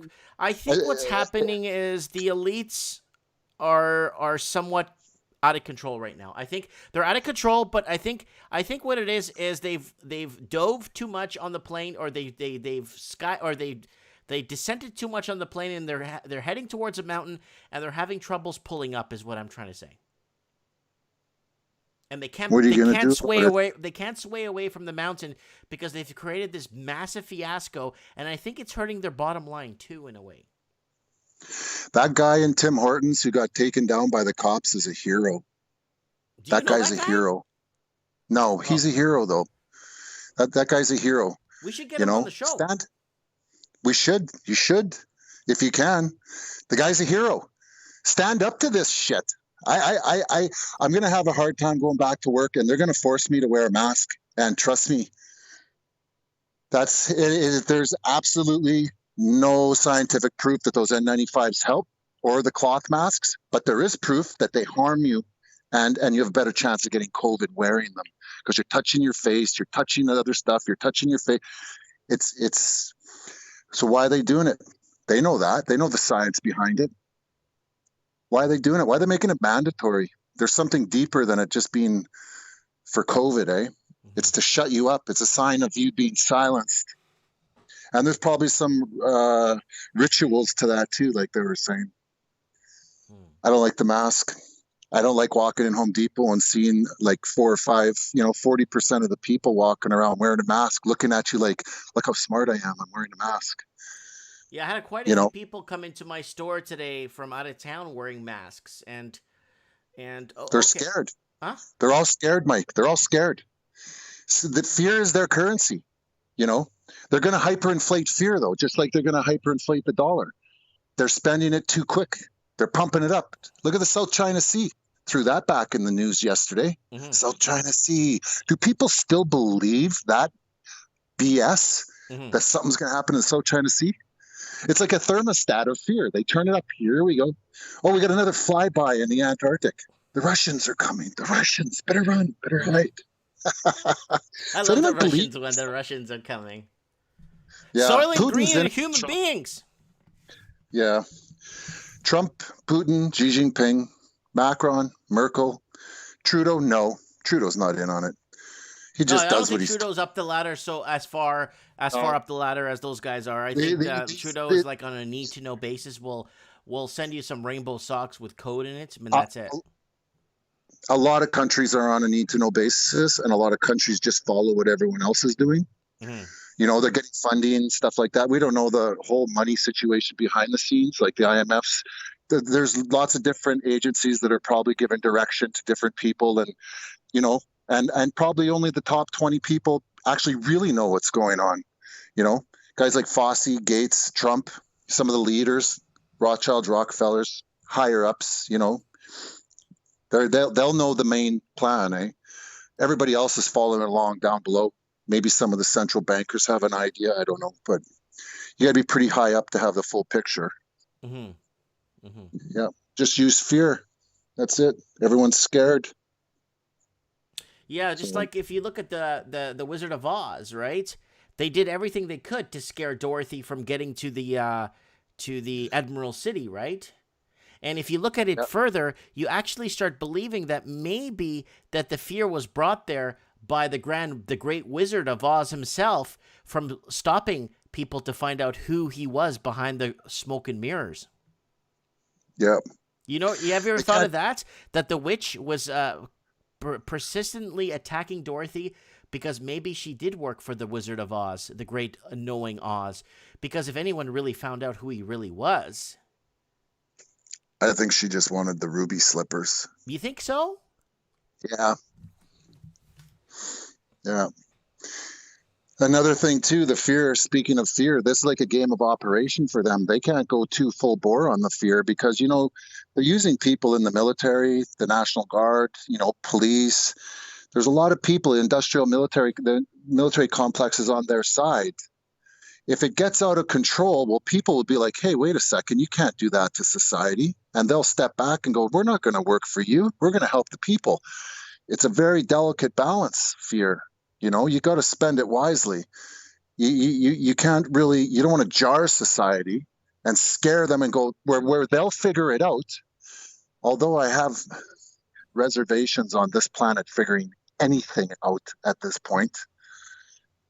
You know what I'm saying? Stop. There's something important. Mike, Red Pill Gary says, you mean the silver slippers? Because if you read the novel of The Wizard of Oz, I didn't read it. No. The slippers were silver slippers. And that was the road, the yellow brick road was the road of gold. Gold. Yeah, the gold standard, yeah. Yeah. And the scarecrow represented the working class or the farmers in America that were oppressed at the time. And the Tin Man was the guy who represented the forestry in the United States that was under collapse or under siege by the elites. I thought you did a show on it. I think you did a show on that, yeah. Yeah, a long time ago. Yeah, so that's what they're doing, like. I don't know what else, like. It's like a broken record, eh? What people are either going to wake up to what's going on or they're not. And I'll tell you, man, 2020, I can't believe, like, certain things that everybody here's learned things this year. How programmed is society? Wow, what an effective thing they did with television and all the media. I had no idea it was that zombification that they could do to society. Wow, these people are walking around like, holy shit, you're not even human, are you? You know, I can't believe it. Yeah, I just like, wow. It's like, I you know, let's let the asteroid hit the planet. I don't really care. I'm actually rooting for a first contact. I think we need some sort of some sort of intervention or the second coming of Christ. I'm actually in favor of something else happening that could stop us in our tracks and actually put us not an alien invasion, because you're going to have to bring all these guys. First contact. First contact, I'm talking, yeah. Coming we'll bring here all the high, people I come from the planet, whatever, Vulcan, and I come in peace. What the hell are you guys doing to yourselves? You know, that's what I mean. Yeah. Why are we so programmable, man? I can't. Well, it's humans. We're humans, so right? programmable. I know, but we're like, you got to really start to ask different questions. Look outside the box. Like, why are we so programmable? Yeah, I asked this on one of my morning coffees with Mike. I said, why are people not negotiating for themselves anymore? You know what? There's the militia groups in the States. There's some, they're called the 3%ers, because only 3% in Germany stood up, right? 97%, they said, just went along with the status, right? They just went along with what the government said. They just don't want to fight. It's easier. They just follow along. Mm-hmm. Very small percentage will stand up and fight. And it's sad to see. Right? It's really sad to see. Yeah. You know the outcome of this, eh? That coin shortage, the digital currencies. This is complete. This is not going to stop. This is going to happen, and we're We're not going to going have to 25 waves of this until they get what they want. You know what? The first one could have caused a revolution if it wasn't carried out in the proper way. It could have caused civil war. It could have. They're doing this like they architected the shit out of this. They've worked on this for years and they fine-tuned it. And I would like to meet the team that put this all together. Like these guys looked at it all. And you can't catch them on any corner because, we didn't want to overflow the hospitals, or cash is transmitting COVID, or it had to be released in China because it's a communist country and we could do a draconian response and get the West ready for its acceptance of the virus once it hit their shores. They architected it very well, but at the same time, they have to be very careful and do damage control all the time. Certain things are getting away on them. I think the problem with the mask, the science behind the mask is a problem for them, but they're still making it law in the States. Oh, they're making it law. Did you see the mask wars video I put up on my channel? Kentucky Fried Chicken. They called the cops. The Kentucky Fried Chicken has their own investigation team working at KFC where they call the police if their order is too big for too many people. Yeah. And they were fined $26,000 in fines at the party. Yeah, we've had some fines here at restaurants here because people got up and started. There was no dance floor. They started dancing at the end of their table, and they got fined. Oh, yeah. See? Yeah. We need you to go into a club, some sort of facility with an undercover camera on you, Raven, and get some footage from you. I will not go into any establishment that has a mandatory mask. No, I'm not saying that. I'm not saying that to get yourself in trouble. I'm just going to give us a little bit of coverage. I don't mind getting in trouble. I want to be the guy at Tim Hortons. I'm ready to make that stand. I'm thinking about doing it at work, but they'll fire me. Yeah. I don't want to. I know it's wrong. I know this is all a lie. How can I put that mask on? I know this is all a lie. This is all BS. I knew that in early February. This was all BS. We were waiting for them to collapse. They're not getting a get out of jail free card because they think they can throw some bioweapon at us and play it off as, no. And then look at all the red flags. Hundreds of red flags. Oh, cash is bad. How stupid are we? How stupid are we? We're going to go for that? Come on. Yeah, I interviewed tenants. I spent 12 years interviewing tenants, and they'd say stuff to me. Oh, don't worry. I make good money. I'll pay my rent. Look, you got to look between the lines, man. You can't take everything at face value. You're going to get, this. I just think it's common sense. It screams. I think most people in the room know that this was an agenda. This was a planned attack. I think certain people think, well, maybe it was released by accident and they just used it as, took advantage of the situation. No. Their repo market's collapsing. Their whole system was collapsing. We weren't getting out of 2021 financially. There's no way. We were done. Yeah. They took this economy off. We were forecasting it in 2018 here on the channel. I was sending links to videos I made in 2016 and 2017 to people where I was talking about this and it's not looking good. What's going on? Why is this happening? And it's the surprises. Again, behind the curtains and smoke and mirrors. Once we pull that off, and I guess COVID, was their last chance at keeping this shit or this crap going, right? September 4th last year, the central banks, Powell hired one cryptographer. I looked at the job application. It was 8 years experience, one cryptographer.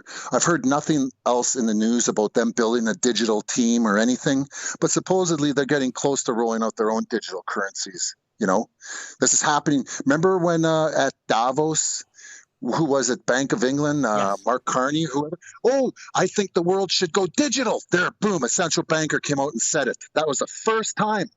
One just took the bullet and said, I'll jump first. And he said, we got to go digital. And then you see how it plays across the whole system. China was going for it. Mm-hmm. They of were, course, you China know, was going to but go for that because they need to go for it so they could control people's finances and stop them from getting on trains or planes, or Well- stop them from moving their cash offshore. the Rothschilds pick which country they want to roll out the program. They go digital there. We look at them and go, hey, we don't want to be left behind. Can't let China get the upper hand on us. We got to get digital currencies. The only way it's going to work. Virus was rolled out there. It's the only place you could do it. You're not going to roll a virus out in Texas with open carry AR-15s and welding people in their apartments. Not going to turn out very well. No. You'll have Lord outside with his 45 plugging people. Yeah. All right. So, All right, Raven, I'm going to let you go. I'm rolling into my third hour and I'm falling asleep. yeah. You got tons of call-ins tonight. Good calls, man. Oh, yeah. Like that. It's Yeah, every lots of week's good been like calls. this. Blunt, Every week we've Sean. been having Yeah. some really good home runs. Yeah, I don't want to go full kook on you there. So, No, that's fine. But- No, don't worry about it. Don't worry. I'll Okay, do a bud, you little have a good night. video. Stay safe, okay? I'll do some video footage for you and send it to you. Please. I'll I appreciate do it. something, okay? Have a good one. Adios.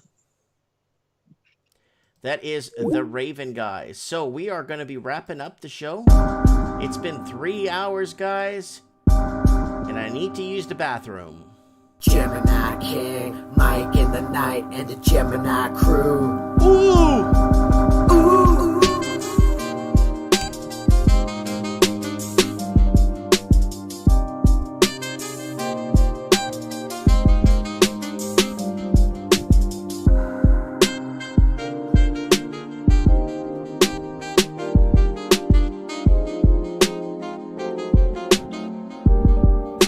Yeah, Mike in the night, baby. Mike into the night, you're here with Mike in the night. Mexico.